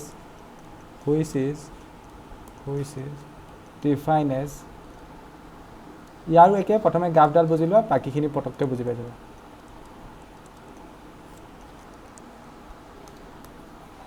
এই ফাংচনখিনি কেলৈ শিকাইছোঁ তোমালোকক আকৌ এই লিমিট চেপ্টাৰ এটা আছে ন লিমিট নহয় ডেৰিভেটিভ চেপ্টাৰটোত লাগিব তাত আকৌ ইমান ফাংচন এক্সপ্লেইন নকৰোঁ সেইকাৰণে পঢ়িবা দেই মই ফাংচনখিনি চাব কৈছোঁ তোমালোকে বুজি নাপাইছে আজি খেলিমেলি লাগিছে 11ৰ ভিডিঅ' হ'লেও চাবা কাৰণ 12ত ফাংচন কোনেও ইমান ডিটেইলছত আকৌ আলোচনা নকৰে কাৰণ 11ৰ বস্তু হয় এইখিনি ওকে ইয়াত চোৱা ইয়াত আমি গম পালোঁ যে ইনপুটৰ পচিবিলিটি তিনিটা হ'ব পাৰে হয়তো ইনপুটখিনি এক্সত মানে 0তকৈ ডাঙৰ হ'ব নহয়তো 0তকৈ সৰু হ'ব নহয়তো 1 হ'ব যদি 0 হ'ব হয়তো 0 হ'ব নহয়তো 0তকৈ ডাঙৰ হ'ব নহয়তো 0তকৈ সৰু হ'ব ওকে এতিয়া চোৱা সিগনাম ফাংচনে সদায় আউটপুট তিনিটা দিব মোক এইখিনি কথা 12ত কৈ 11ত কৈ একদম জল পটপটকৈ মনত আছে আউটপুটবোৰ সদায় কেইটা দিব তিনিটা দিব জাষ্ট তিনিটা পজিটিভৰ কাৰণে এটা আউটপুট দিব নেগেটিভৰ কাৰণে এটা আউটপুট দিব আৰু জিৰ' কাৰণে এটা আউটপুট দিব কি কৈছোঁ সিগনাম ফাংচনে আউটপুট সদায় তিনিটা দিব পজিটিভৰ কাৰণে এটা আউটপুট দিব নেগেটিভৰ কাৰণে এটা আউটপুট দিব আৰু জিৰ' কাৰণে দিব যেতিয়া জিৰ' হ'ব মানে ইনপুট 0 হ'ব তেতিয়া আউটপুটো 0 ওলাব ইনপুট 0 হ'লে আউটপুট কি ওলাব 0 ওলাব এইটোত কাৰো ডাউট নাই চাগে যেতিয়া ইনপুট 0 ওলাব আউটপুট 0 ওলাব সেইকাৰণে ইয়াত 0টো লিখি এইটো গোল কৰি দিছোঁ মানে ইয়াৰ মিনিংটো ইনপুট 0 হ'লে আউটপুটো 0 ইনপুট যদি 0 দিলা আউটপুটটোত ফাংচনটো 0 ওলাই যাব ওকে গম পালোঁ এতিয়া আৰু এটা পচিবিলিটি হ'ব পাৰে ইনপুটটো 0তকৈ ডাঙৰ ইনপুট 0তকৈ ডাঙৰ হ'লে মই তিনিটা পচিবিলিটি হয় বুলি ক'লোঁ যদি ইনপুটটো যদি 0 হয় আউটপুটটো কি হ'ব 0 হ'ব আৰু যদি ইনপুটটো যদি 0তকৈ ডাঙৰ হয় 0তকৈ ডাঙৰ মানে পজিটিভ হয় আউটপুট সদায় মনত ৰাখিবা 1 ওলাব আউটপুট কি ওলাব 1 ওলাব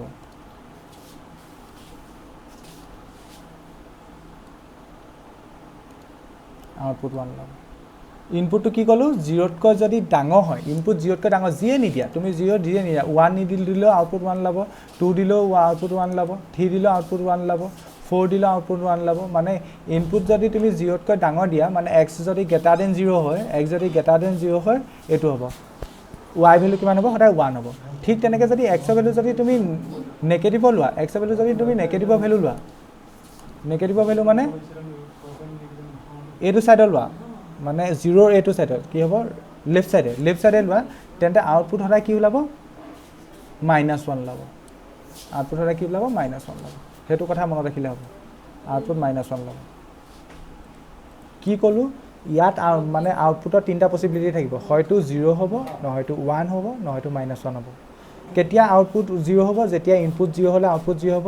ইনপুট যদি পজিটিভ হয় আউটপুট কিমান হ'ব 1 হ'ব ইনপুট যদি নেগেটিভ হয় আউটপুট কিমান হ'ব -1 হ'ব আকৌ কৈছোঁ ইনপুট যদি 0 হয় আউটপুট কি হ'ব 0 হ'ব ইনপুট যদি পজিটিভ হয় আউটপুট কি হ'ব 1 হ'ব ইনপুট যদি নেগেটিভ হয় আউটপুট কি হ'ব -1 হ'ব তেন্তে সেইখিনি কথাকে গাত চাই লিখিব লাগে গাত চাই লিখিম কেনেকৈ লিখিম ইনপুট যদি পজিটিভ হয় মানে x গ্ৰেটাৰ দেন যদি 0 হয় x গ্ৰেটাৰ দেন 0 হ'লে আউটপুট কি হ'ব ক'লোঁ আউটপুট কি হ'ব 0 আউটপুট x গ্ৰেটাৰ দেন 0 হ'লে 1 হ'ব 1 হ'ব আৰু যদি x ভেলু যদি 0 হয় x ভেলু 0 হ'লে 0 আৰু x ভেলু যদি নেগেটিভ হয় -1 তেন্তে ইয়াৰ কাৰণে ডোমেইন কি হ'ব ডোমেইন ৰেঞ্জ লিখি দিছোঁ ডোমেইনটো কি হ'ব ডোমেইনত ইয়াত কিবা ৰেষ্ট্ৰিকশ্যন আছে নি ডোমেইনৰ কাৰণে x এক্সিছডাল চোৱা x এক্সিছত কিবা ৰেষ্ট্ৰিকশ্যন আছে নি তুমি এইটো পইণ্ট বহাব পাৰিবা এইটো পইণ্ট বহাব নোৱাৰা কিবা কনফিউজন আছে নি নাই তুমি x এক্সিছত থকা যিকোনো পইণ্ট বহাব পাৰিবা তুমি যদি এইফালৰ পইণ্ট বহোৱা তেন্তে ৰেঞ্জটো কি ওলাব -1 ওলাব যদি তুমি এইফালৰ পইণ্ট বহোৱা ৰেঞ্জটো কি ওলাব +1 ওলাব 0টো বহাব পাৰিবা কিন্তু তুমি x এক্সিছত চব পইণ্ট বহাব পাৰিবা x এক্সিছত চব পইণ্ট বহাব পাৰিবা মানে কি এডাল ৰিয়েল এক্সিছ মানে কি ৰিয়েল নাম্বাৰ তেন্তে ডোমেইন কি হ'ব ৰিয়েল নাম্বাৰ মানে কি r বুজি পালা এডোখৰলৈকে আৰু ৰেঞ্জটো কি হ'ব কৈ দিয়া 1 0 মানে ৰেঞ্জটো কি হ'ব তুমি ডোমেইনটো পজিটিভত দিলে ৰেঞ্জটো মানে 1 ওলাব 0 দিলে 0 ওলাব আৰু মাইনাছত দিলে -1 ওলাব মই অথনিও কৈছিলোঁ আউটপুট হ'লে তিনিটা ওলায় সেইকেইটা কি 1 0 -1 তেন্তে ৰেঞ্জ এইকেইটাই হ'ব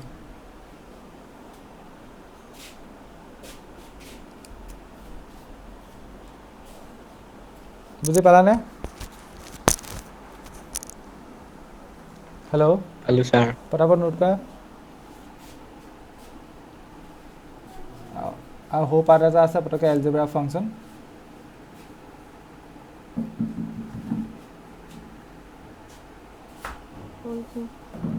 হ'ল স্যাৰ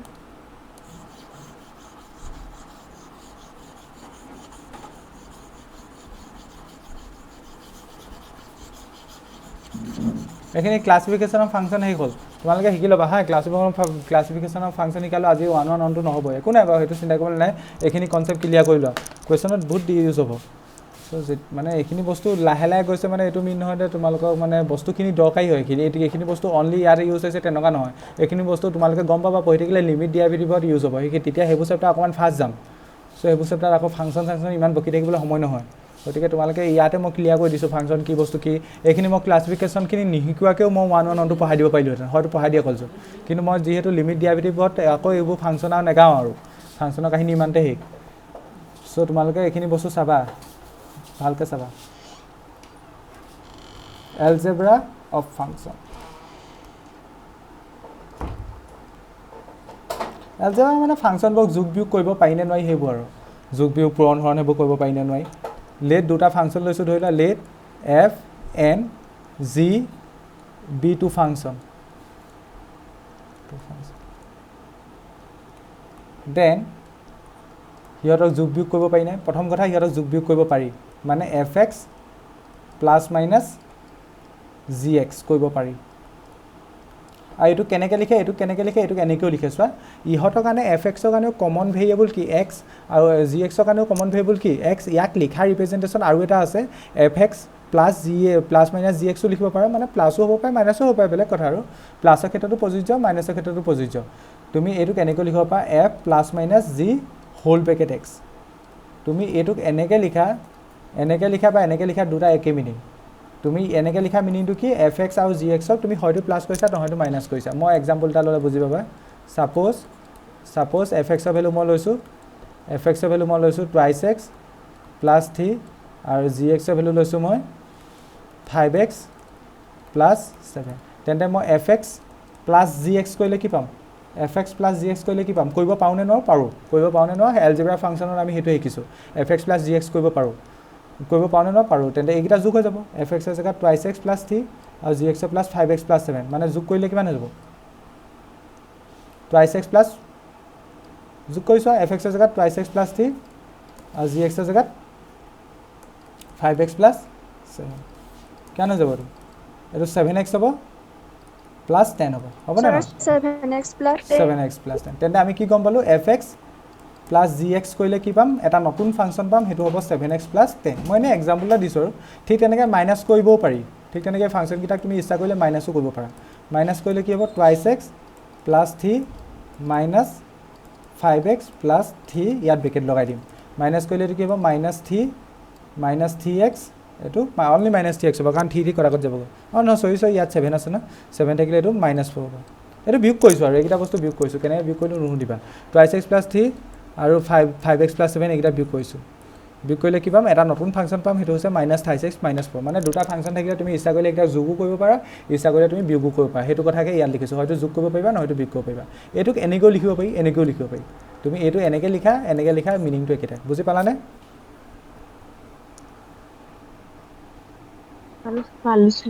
ঠিক আছে পটাপট নোট কৰা হ'লনে হ'ল ছাৰ ঠিক তেনেকৈ দুটা ফাংচন থাকিলে সিহঁতক পূৰণো কৰিব পাৰি পূৰণ কৰাটোক আমি কেনেকৈ ৰিপ্ৰেজেণ্ট কৰিম এতিয়া পূৰণ কৰাটোক আমি এনেকৈ ৰিপ্ৰেজেণ্ট কৰিম 2 নম্বৰটো লিখিছোঁ ধৰি লোৱা এটা ফাংচন আছে f x into g x এনেকৈ লিখিব পাৰোঁ এইটো কমনলি কিছুমান কিতাপত এনেকৈও লিখে f g whole bracket x মানে ইয়াত ফাংচন দুটা হৈছে এফ আৰু জি আৰু সিহঁতৰ কমন ভেৰিয়েবলটো হৈছে এক্স ফৰ এক্সাম্পল মই যদি এটা এক্সাম্পল লওঁ টুৱাইছ এক্স প্লাছ 5 আৰু জি এক্সৰ ভেলু লৈছোঁ মই ধৰি লোৱা এক্স তেন্তে ইয়াত then f x into g x কি হ'ব পূৰণ কৰি দিলে হ'ল ফাংচনকেইটা মানে আমি কি শিকি আছোঁ ফাংচন যোগ কৰিব পাৰি নাই পাৰি ফাংচন বিয়োগ কৰিব পাৰি নাই পাৰি দুটা ফাংচন পূৰণ কৰিব পাৰি নাই যদি পূৰণ হয় পূৰণ কৰিব পাৰি টুৱাইছ এক্স প্লাছ 5 এইটো এফ এক্সৰ ভেলু ইনটু এক্স মানে মাল্টিপ্লাই কৰিলে কিমান হ'ব twice x square plus 5x মানে